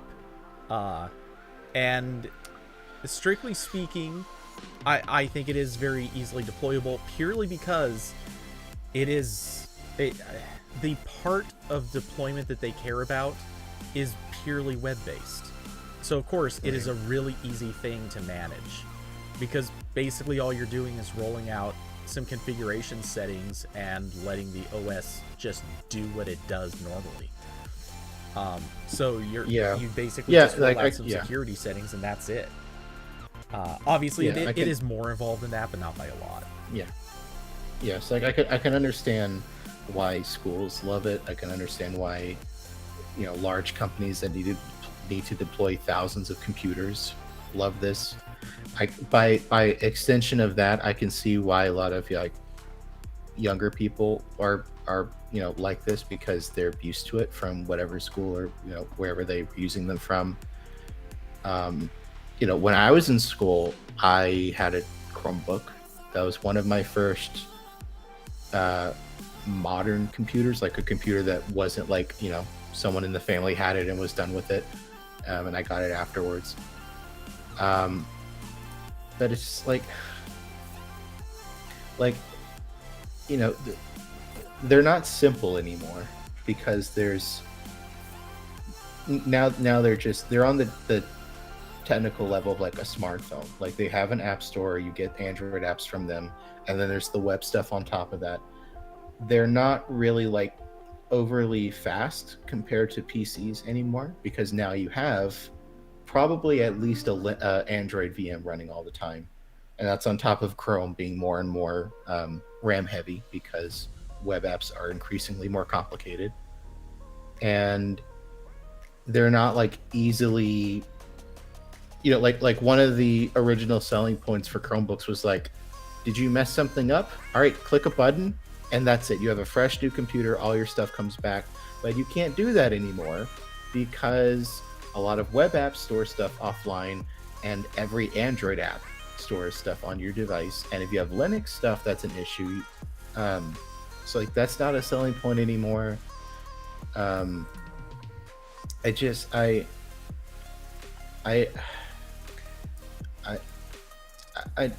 There's just increasingly less of a reason to use Chrome OS, and I get like some people just like it. I'm not gonna you know, go to their house and say, how dare you use this. Well, I like Linux, so I might actually do that, but I can't help it. But there's not it's basically just Windows or Mac OS at this point. Like it's not really better than them, and it's still worse in a lot of ways. Like I think I've written something about this, where just like, you know, the same thing we're seeing with Android on large screens, where Google's not really making a whole lot for that, and as a result no one else is making a lot. A lesser version of that happened with Chrome OS, where, you know, Google has a lot of really great web apps, but there's always been the handful of use cases where they didn't have anything, right? Like everyone for the entire existence of Chromebooks, people are like, there's no games, there's no Photoshop, right? There's like no like development stuff really, like a couple use cases, and they could have said, okay, cool, we're going to make a web app Photoshop or something to that equivalent, or we will pay Adobe lots of money to make that happen, or we'll go do something else, and that just never happened. Like they never had that incentive. They just waited for everyone else to do that, and that's very slowly happening. It's funny to me, you're saying there's less and less of a reason for Chrome OS, and you're saying it basically in reference to, look, they added new features and capabilities. It's less useful now. Yeah. It is a funny dynamic. I get what you're saying. I fully get what you're saying. It is just kind of funny to frame it that way. Yeah, and that is, and like in a lot of ways, like Chrome OS has, right, like it's technically fixed what most people are complaining about, right? Like it has games now because it has Android apps. You can do dev stuff on it. Like when I had a Chromebook as my main computer, well, I don't know if I had a Chromebook since they added the Linux stuff, like as my main computer. I don't think so. But yeah, but when I was reviewing Chromebooks against my will, and I still wanted to do some web development, like you can do all that in the Linux container. It works fine. It's just Linux. But it's like it's very hacky, and each one of those environments has like a certain quirk to it, right? Like the Linux apps like don't really look like they fit in with Chrome OS, and there's some weird like DPI skin, because like Linux itself is not that great with high DPI. They're still working on that. Yeah, I saw a couple of AP members were testing this, and that was one of the things that got brought up was, hey, this looks kind of really weird and wrong because the DPI scaling just isn't happening. Like it just isn't there at all. So yeah, that was definitely one of the complaints about this, and that's one of the lesser complaints at this point. It's still buggy, it's still weird, it performs like garbage, but like I remember what scaling was, well, like even besides, like I remember one of my big annoyances was Android apps. First of all, there aren't really any Android apps that look good on a large screen, so you're using like them in like phone shaped windows, and even then the like stuff like fonts would always be rendered kind of weird. Like there's just, you're not going to get a native experience doing something like that. And to kind of frame what you're saying in a little bit more of a, I guess, throwaway kind of way, the issue here is they took an OS, they had some opinions about what it should be, and then they're like, okay, we need this to do this thing. Cool, we'll use web pages, which are kind of just everywhere anyway. And you want to be able to do dev stuff? Well, let's grab from the Linux world. Oh, and other software too. Yeah, we'll keep grabbing from Linux. Oh, and you want popular apps? Okay, we'll grab from Android. And you want this? Let's reach all the way over there and grab that thing.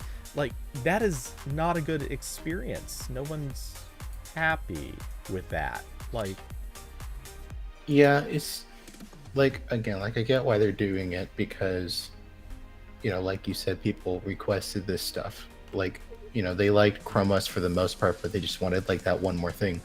But then that one more thing turned into, it's just another Windows. Like, we've got multiple application environments now. We're at the point where you can't just like wipe the Chromebook and bring it back in 5 minutes. Except at least with Windows, and this isn't entirely true, but at least with Windows, everything is mostly still native.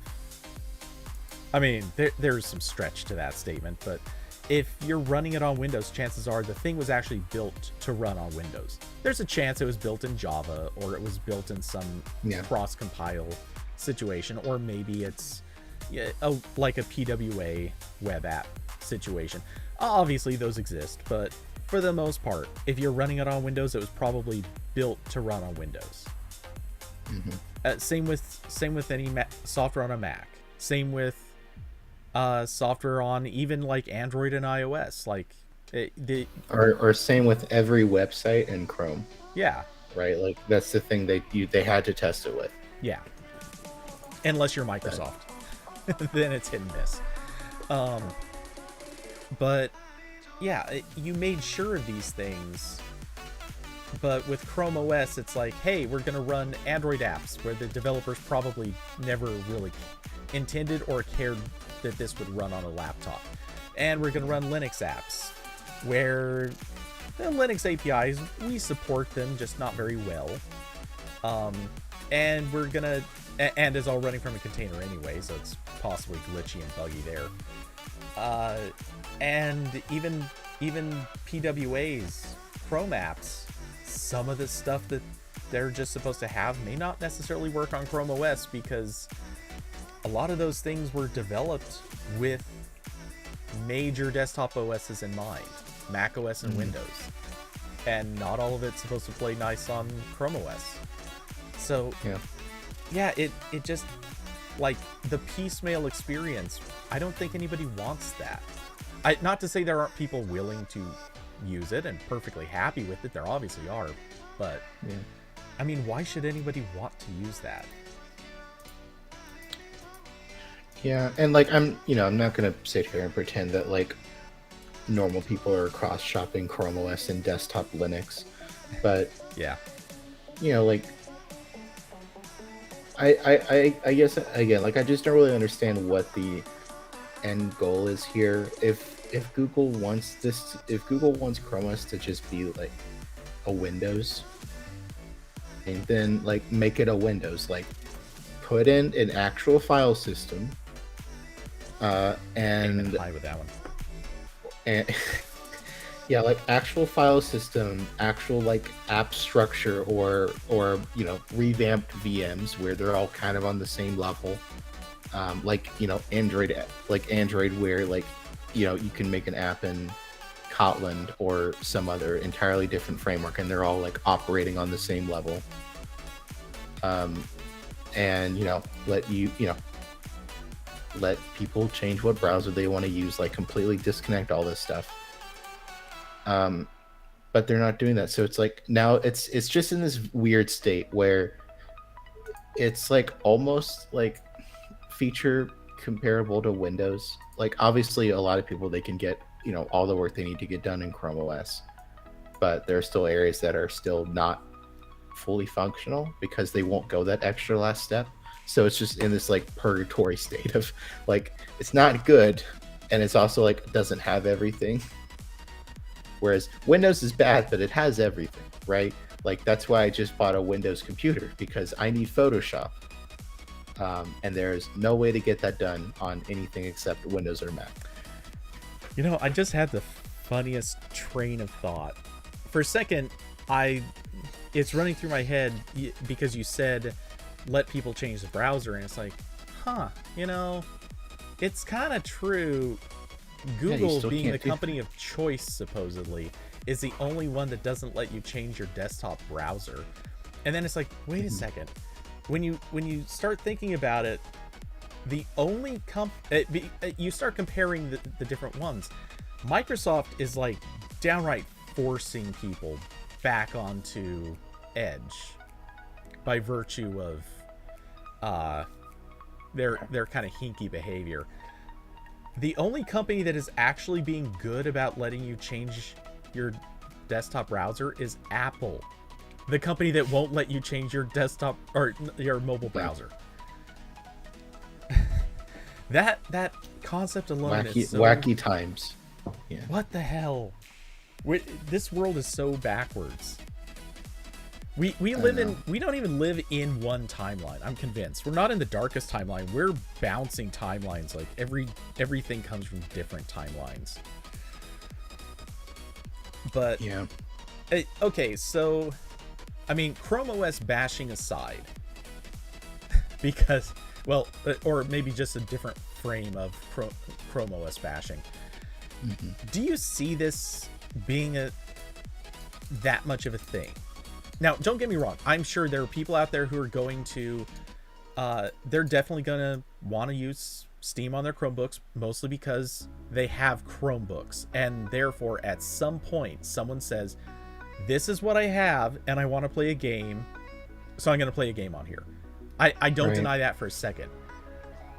Like me when I bought a Mac Mini in high school because I needed a computer, and then I was like, wait a minute, can I play games on this? Yeah.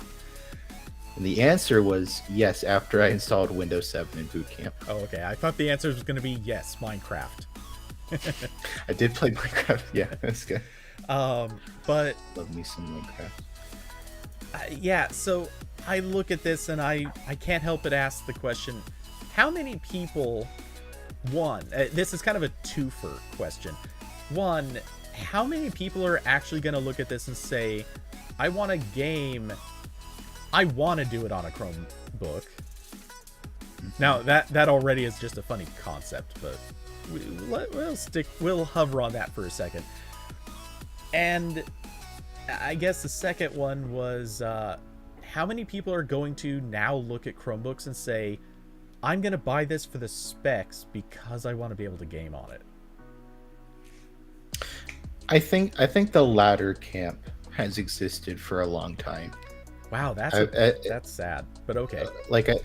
Well, not necessarily game, but like the argument for a like good Core i5, not the like dinky like low power Core i5s, but like good Core i5, maybe a Core i7 Chromebook with a lot of RAM. I think that's existed for a while. Basically, as soon as they open the door for Android apps, like I think you can make the argument, Fair like, point. okay, this is like an actual computer now that's going to have like a lot of things running locally on it. I probably need more CPU cycles than a Yeah. Celeron. And definitely once we got Linux containers, like I don't know how many people are doing. Like I know when I would review a Chromebook, like the things I need a Linux environment for are like GIMP photo editor, which you can run that on anything, especially when I'm editing images for a blog. I'm not editing 50 megabyte PNGs. I like your unless Google does a blog post, and in which case I am working with absurdly large file images. yeah. I like your it sounded like a slight mispronunciation of the name of that editor. I hate saying it. But did you intentionally mispronounce that, or did you?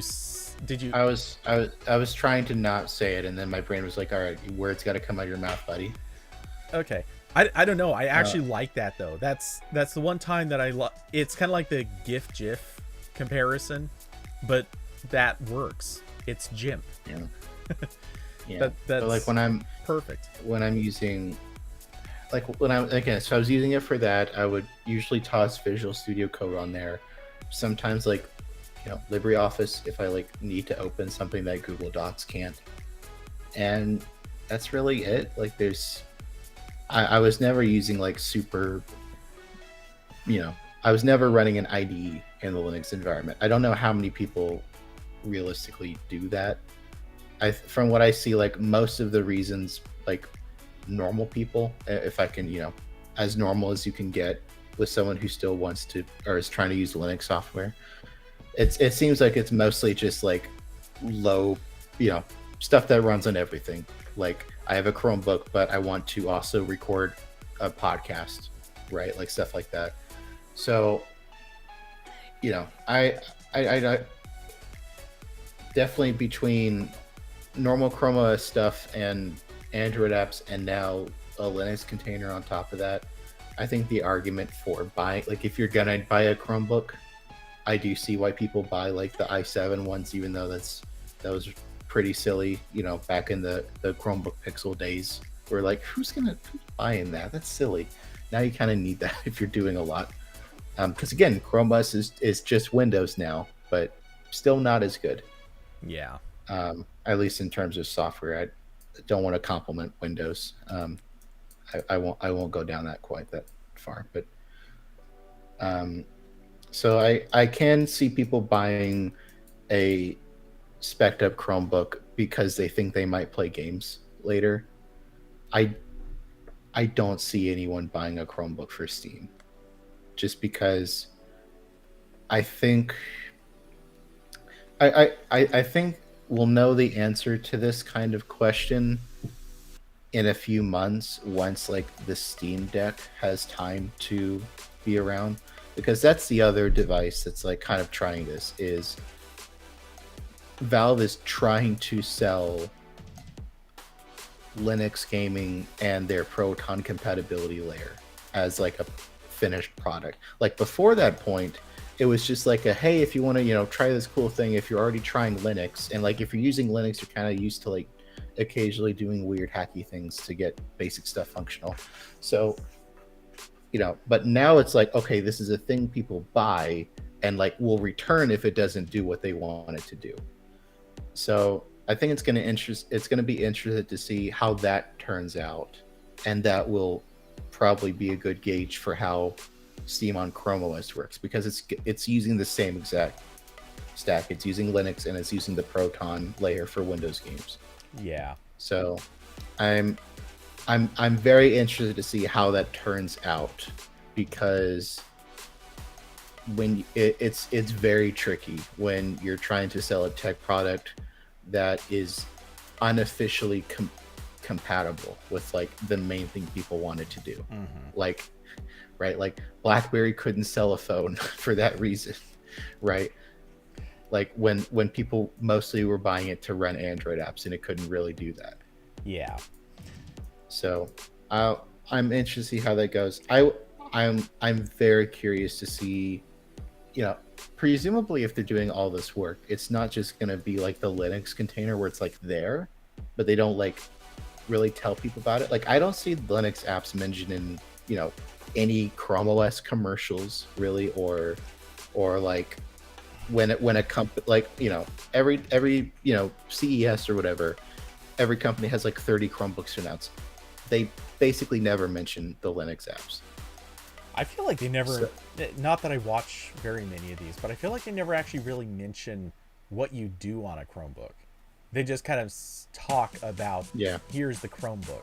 It's right. Like a tool in search of a purpose, which is, I fully admit, a unfair point to make, because let's be honest, a lot of times it's not like Samsung gets up there and says, oh, hey, here's our new phone, right, and here's what you do with a smartphone. Actually, guys, I'm thinking back to the last major the S22 announcement. It's like, no, wait, they actually did sit there and talk about the video editor LumaFusion that's coming, and they talked about this and they talked about that. So actually Samsung does kind of do this now, but for a long time they really didn't talk about what you do on the phone so much as taking pictures, and then like that's it. They didn't talk about the apps. They talked about how good the phone is at doing things. They talked about how secure it is. They talked about how fast it is and how pretty the screen is.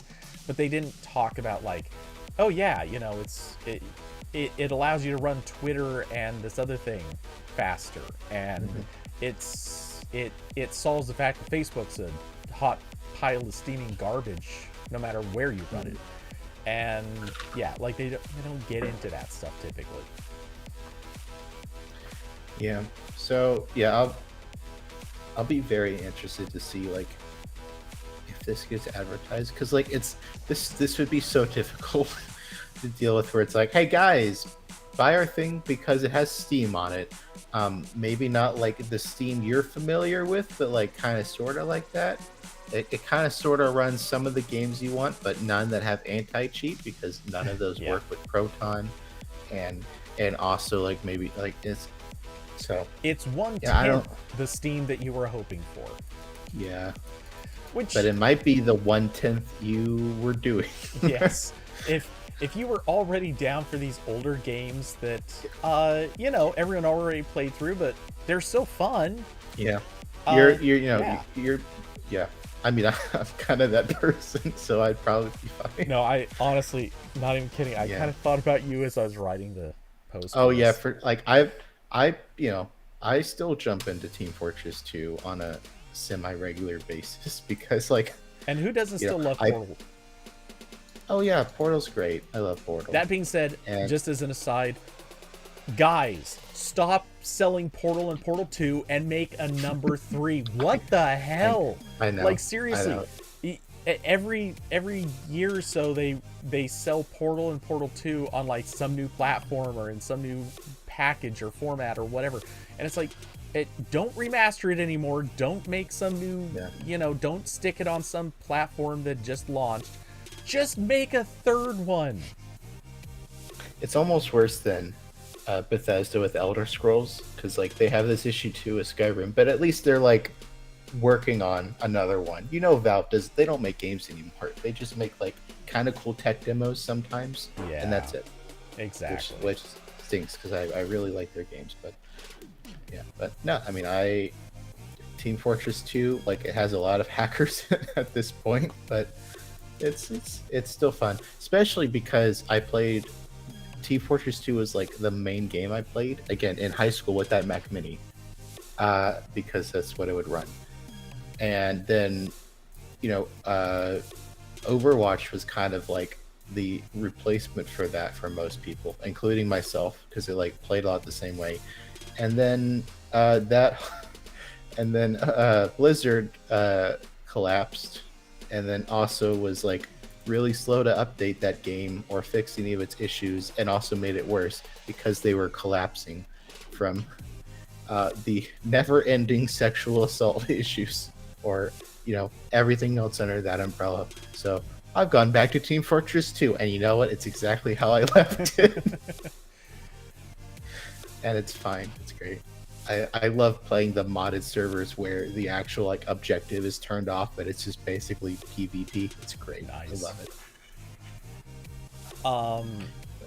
But yeah, I'm very curious to see how this turns out, and I feel like they have to like try to market this somehow, because like if like they've been working on it like for actual years, like they've put a lot of money into this, not Steam specifically, but just like all the underlying work on the Linux container and the OS to make this work. So I feel like they have to.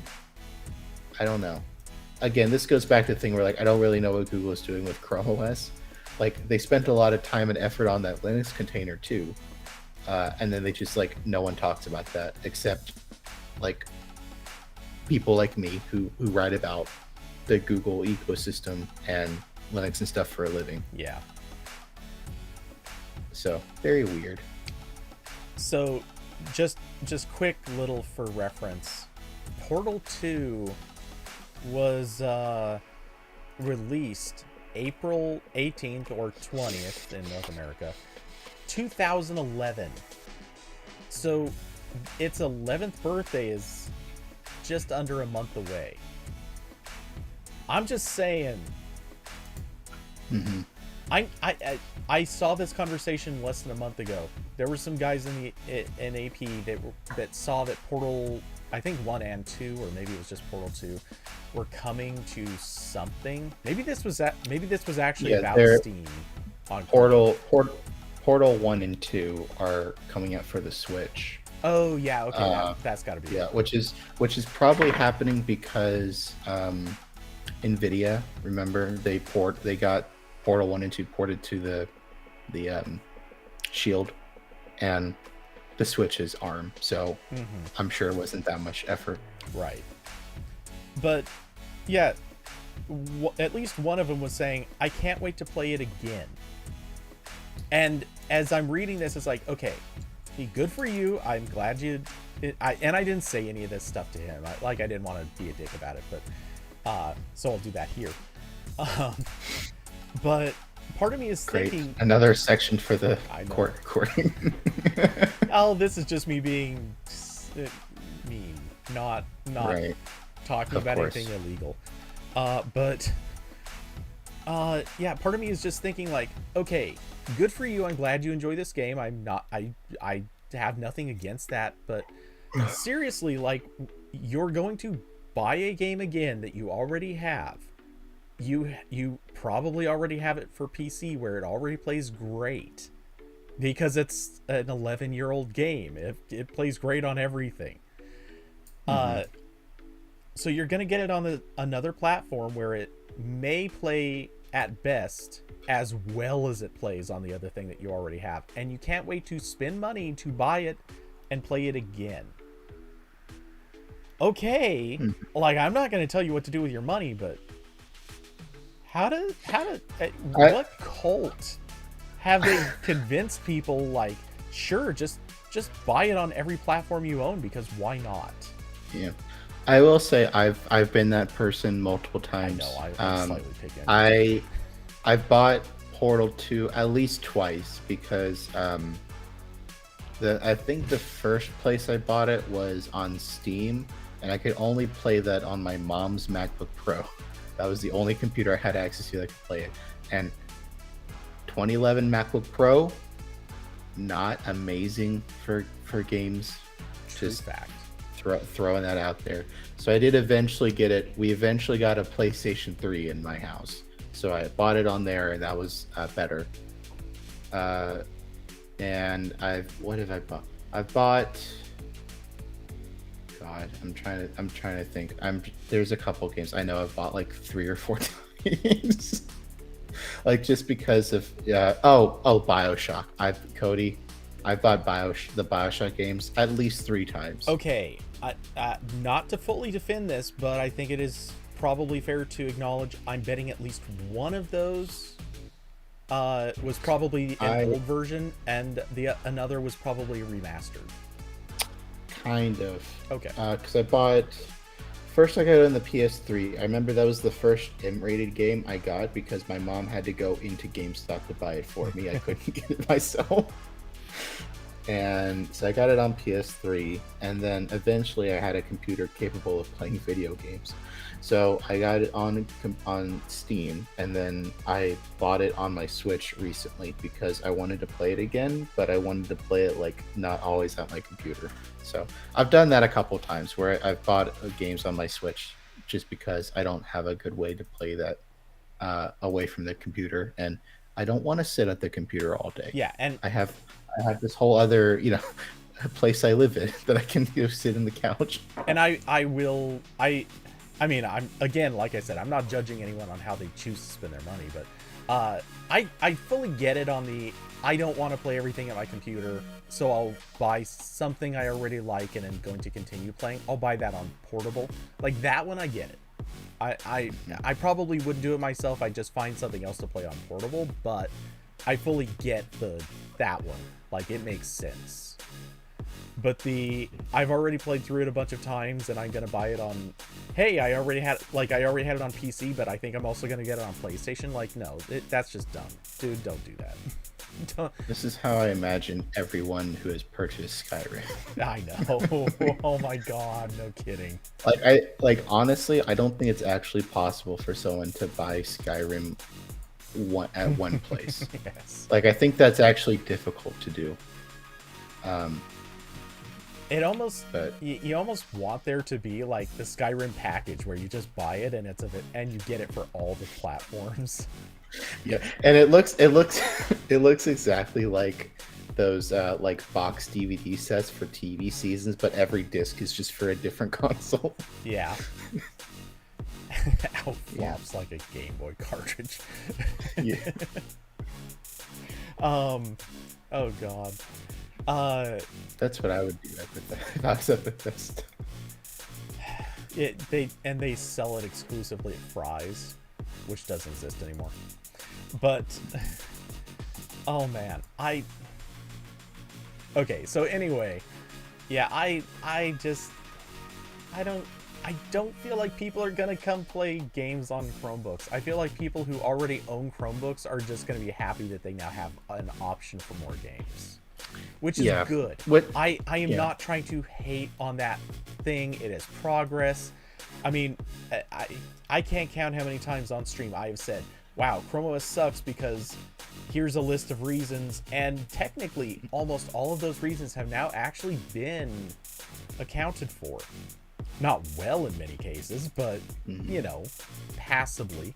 And one of the obvious things was, wow, Chromebooks suck at games. And here's Chromebooks getting better, not great, not even good, but better at the game experience. So cheers to that. I am in no way trying to diminish that. I just don't think that this is, like, this isn't a cattle call for gamers. Gamers are not going to rush over here. Actually, what I think is a perfect reason for why that will not happen is Mac, right? Like, there are plenty of Macs that have the hardware ability to run games well. Especially no now. one is buying. Yeah, especially now. No one is buying a Mac for games, even now. Well, like, that's just. Okay, wait. We had this discussion, what, 2 weeks ago, 3 weeks ago, whatever. Yeah. I'm holding to the theory that this is a I don't want to say a wait and see, but rather all right, we now have the studio, the Mac Studio. We have MacBook Pros that are perfectly capable, really good at doing this. Obviously, the issue now is games haven't been released for it, but progressively, like, this is going to become the new demand thing. And it would be insane not to cover it, given that Macs make up a very large portion of the PC audience. And more than any of this, Mac users typically have the money to spend on games. So, yes. Yeah. I think that this is a thing where it's literally just a time will heal this issue. It's not there yet. It wasn't going to happen overnight. Now it's just a countdown to when people just say, oh yeah, it's weird when something doesn't come out for Mac. With the exception of stuff coming from Gearbox and Epic. Cody, are we a little salty that I can't get Tiny Tina's Wonderlands? Yeah. Yes, I absolutely am fucking salty over this. Aw. Sorry, Cody. When your live streaming takes off, it's happening any day now. We can buy you a new gaming PC, and you will still not be able to buy a graphics card. Well, presumably I won't need to, because there was that that benchmark that they did against a 3090 versus a MacBook Pro with a M1 Max. I think the M1 Max. And whoever that I think that was Tom's Hardware did that comparison, and they're like, yeah, the MacBook Pro couldn't beat a 3090, and it's like, who here expected it to? I mean, really, like, it's a really impressive chip, like, but come on now. Yeah, kind of like NASA landing humans on the moon. Someone's like, what? Didn't go to Mars? Yeah. Come on, guys. Get it's fucking amateur hour over here. I mean, comparing against literally the highest end card on the consumer market. Yeah. Okay. And it's an SoC. Yeah. I mean, one chip that is doing everything. The fact that you felt like you could compare these and had to say, hey, it doesn't beat the best graphics card on the market, honestly is a bigger compliment to the M1 Max that it can even be, like, in that conversation. It's kind of like when all these YouTubers are doing the can an iPhone beat a like $30,000 cinema camera? No, of course it can't. But the fact that you're sitting there having that conversation, honestly, you're giving a lot of credit to the iPhone. So yeah, or like my favorite YouTube genre of, can this $500 gaming laptop play all the games? It's like, well, no, but it's kind of impressive. It's close. Yeah, like, no one's out there saying, hey, can my smartwatch play Crysis? No, of course you're not having that conversation, because absolutely nobody thinks your smartwatch can play Crysis. Cody, I have Flappy Bird on my smartwatch. You want to see? I did. This was like the only thing I've done because. Did you make a YouTube video that went viral about it? No, Yeah, I'm see. not quite reliving my glory days, but I do have Flappy Bird. This is like the it Yeah, really I was does gonna not want say to. that's There it not gonna goes. show. It's focusing, There we go. but I changed. yeah. So Wow, I it do had have focus. yeah. I've exited. But no, this is the one thing that I've used my watch for that I could not do on Tizen. So now that Google switched to Wear OS, I can run Flappy Bird, and that's it. That's the only material difference. Hey, it's something. I I I think that Yeah. counts. Yeah. But yeah, so um brain fart. Brain fart. I had something I was about to say. Uh Well, you can do a brain fart. I'm gonna go. okay, actually so am I. Because Okay. like I said, I needed to keep this one not super long, and it's 5 o'clock my time, which I think is probably actually a really good endpoint. Yes. And I'm going to pretend that my previous statement was my 15-minute warning. So the world shall be safe another week. But, dude, thanks for coming and hanging out. Let's see, do you have anything that you need to pitch, say, mention, advertise, No. acknowledge, warn? Go listen to Tech Tales. TechTalesShow.com. I think that's the website that I bought. You don't. Yes, it is. And Cody's doing more episodes with me soon. We're talking about space stuff. That's fun. Yes. It's a pivot. Yeah. And then we'll go back to complaining about smartphones. And dead operating systems. Oh, for sure. There's a lot of dead operating systems, Cody. There really are. Let's see, and Can't wait for the 15-part series on BlackBerry. That will just be me getting in like 3 sentences, and then Cody does the rest. And then at some point, I leave the recording to go get food, and then I come back and he's still going, and I just say nothing.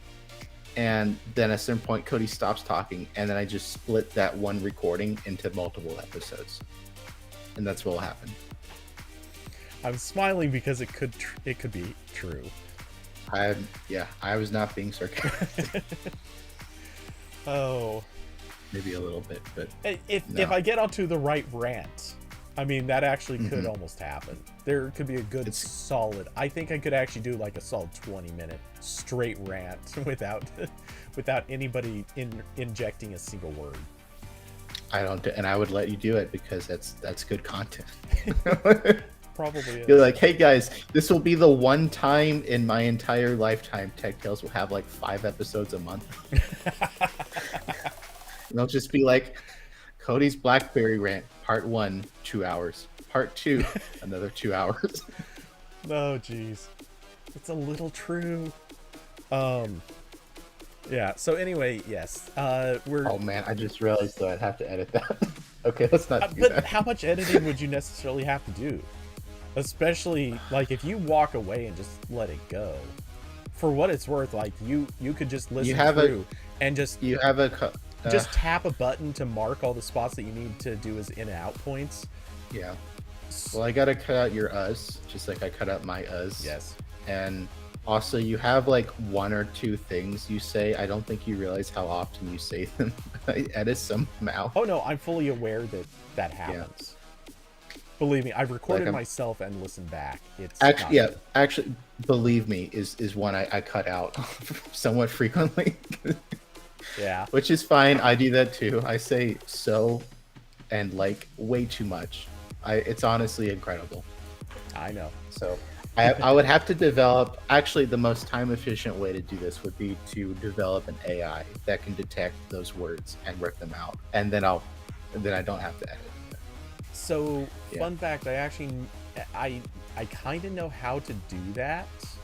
I've never tried it, and I would have to do some research, and I want to actually do something related to that. I just, like, that's a lot of time and work on something that will never make money. And I don't need to be doing this right now. Tech Tales absolutely does not make money. Yeah. But Yeah. So maybe in 5 years, but excited for space stuff. And then actually, Tech Tales' 1 year anniversary is, I want to say, July. Let me see. I think it was July, and I'm trying to work out like a cool thing for that. Hopefully, we'll see. I mean, I want it to happen, but it might not happen like exactly on the day. First episode of Tech Tales was June 14th, so it's coming out. Nice. Yeah, and there's also the April Fool's Day episode coming up on April Fool's that he hasn't told us about yet, or told us anything about it. That's correct. You're not even going to give me like a early listen? No. Dick. Actually, I just downloaded a couple of your rants and just uploaded them. It's Tech Tales, but I don't tell the guests they're on Tech Tales. And also they have no idea, and also I'm stealing content. Well, what kind of modern day podcaster / YouTuber / influencer would you be if you weren't stealing other people's content and reposting it? That's true. Tech Tales is a reaction video at its purest form. That actually is kind of true. Mm-hmm. I mean, to be fair, you brought me onto at least 2 episodes without telling me what the topics were. So yes. So yeah, I like that better. That works better. They all really? Yeah, actually, I could almost see that. Yeah, most of the time. But yeah, if we don't know what the hell we're talking about, they basically do kind of just become reaction videos. Just also, I am eternally worried that if I tell people what they're signing up for, they will like try to like be the smart one and like research some of this ahead of time, just so, like they feel like they know what they're talking about. Like, no, you don't do that. You're not here for that. That's me. No, you don't. You gotta understand. You don't have to worry about that with me. I am way too lazy to go research something before going on a podcast. That's true. Cody still doesn't figure out how to do automatic tweets when he's live. Among other things. You notice? Yes. You notice how often I show up to RambleCast prepared with topics? I came with 1 today, or 2, whatever. Yeah, that was about it. And funny enough, I'd say we did pretty good, mostly because we actually talked less about tech stuff. But you know, that's easy when the news has been lame for the last few weeks. That's easy when you start me on Steam on Chrome OS again, Cody. True enough. I think if I didn't know any better, I'd say you're pushing my buttons on purpose. Actually, no. This honestly was, I think, the closest there was to an interesting topic this week. I don't believe you. No, if I wanted to push your buttons on, I don't know. Actually, this probably is the best one. Just anything having to do with Chrome OS. Yeah. All right. Austin said, you need to find young kids to come on and yell at them when they don't know about old tech. Oh, yeah, that is the reaction video, isn't it? That's what most of them are now. It's kind of true. Yeah. The only thing is, Corbin, wouldn't that come across as kind of hypocritical if Corbin is yelling at some young person for not knowing considering something? Almost everything I've covered happened before I was born. Yeah. Yes. Like there's been like maybe 2 or 3 episodes so far where I'm like, I remember this happening in real time. Yeah. At least the tail end of it. Yeah. Like when we were doing the episode on Adobe Flash, and I was reading why people hated Flash, and it was like, oh yeah, you just couldn't use the back button in browsers. I'm like, oh, I remember that. That was awful. Oh jeez. Or Flappy Bird. Who could forget Flappy Bird? Oh, I've tried. Thing is, I don't think I ever actually played Flappy Bird. I played the knockoffs. Like, I played Google's knockoff, obviously, for the 37 seconds that I cared to. And I don't think I ever downloaded anything intentionally that had it, but I think I remember there being some game at one point that had like a hidden mini game of that. Mm-hmm. But yeah, like I saw what it was about in a video, and it's like, cool.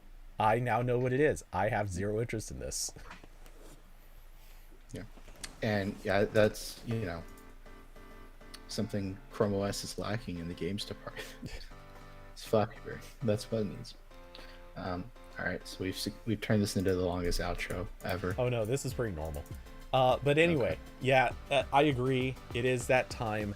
So, dude, thanks for coming on. We'll see you next week. And to everyone out there in... Oh, wait. You might not. Oh, yeah.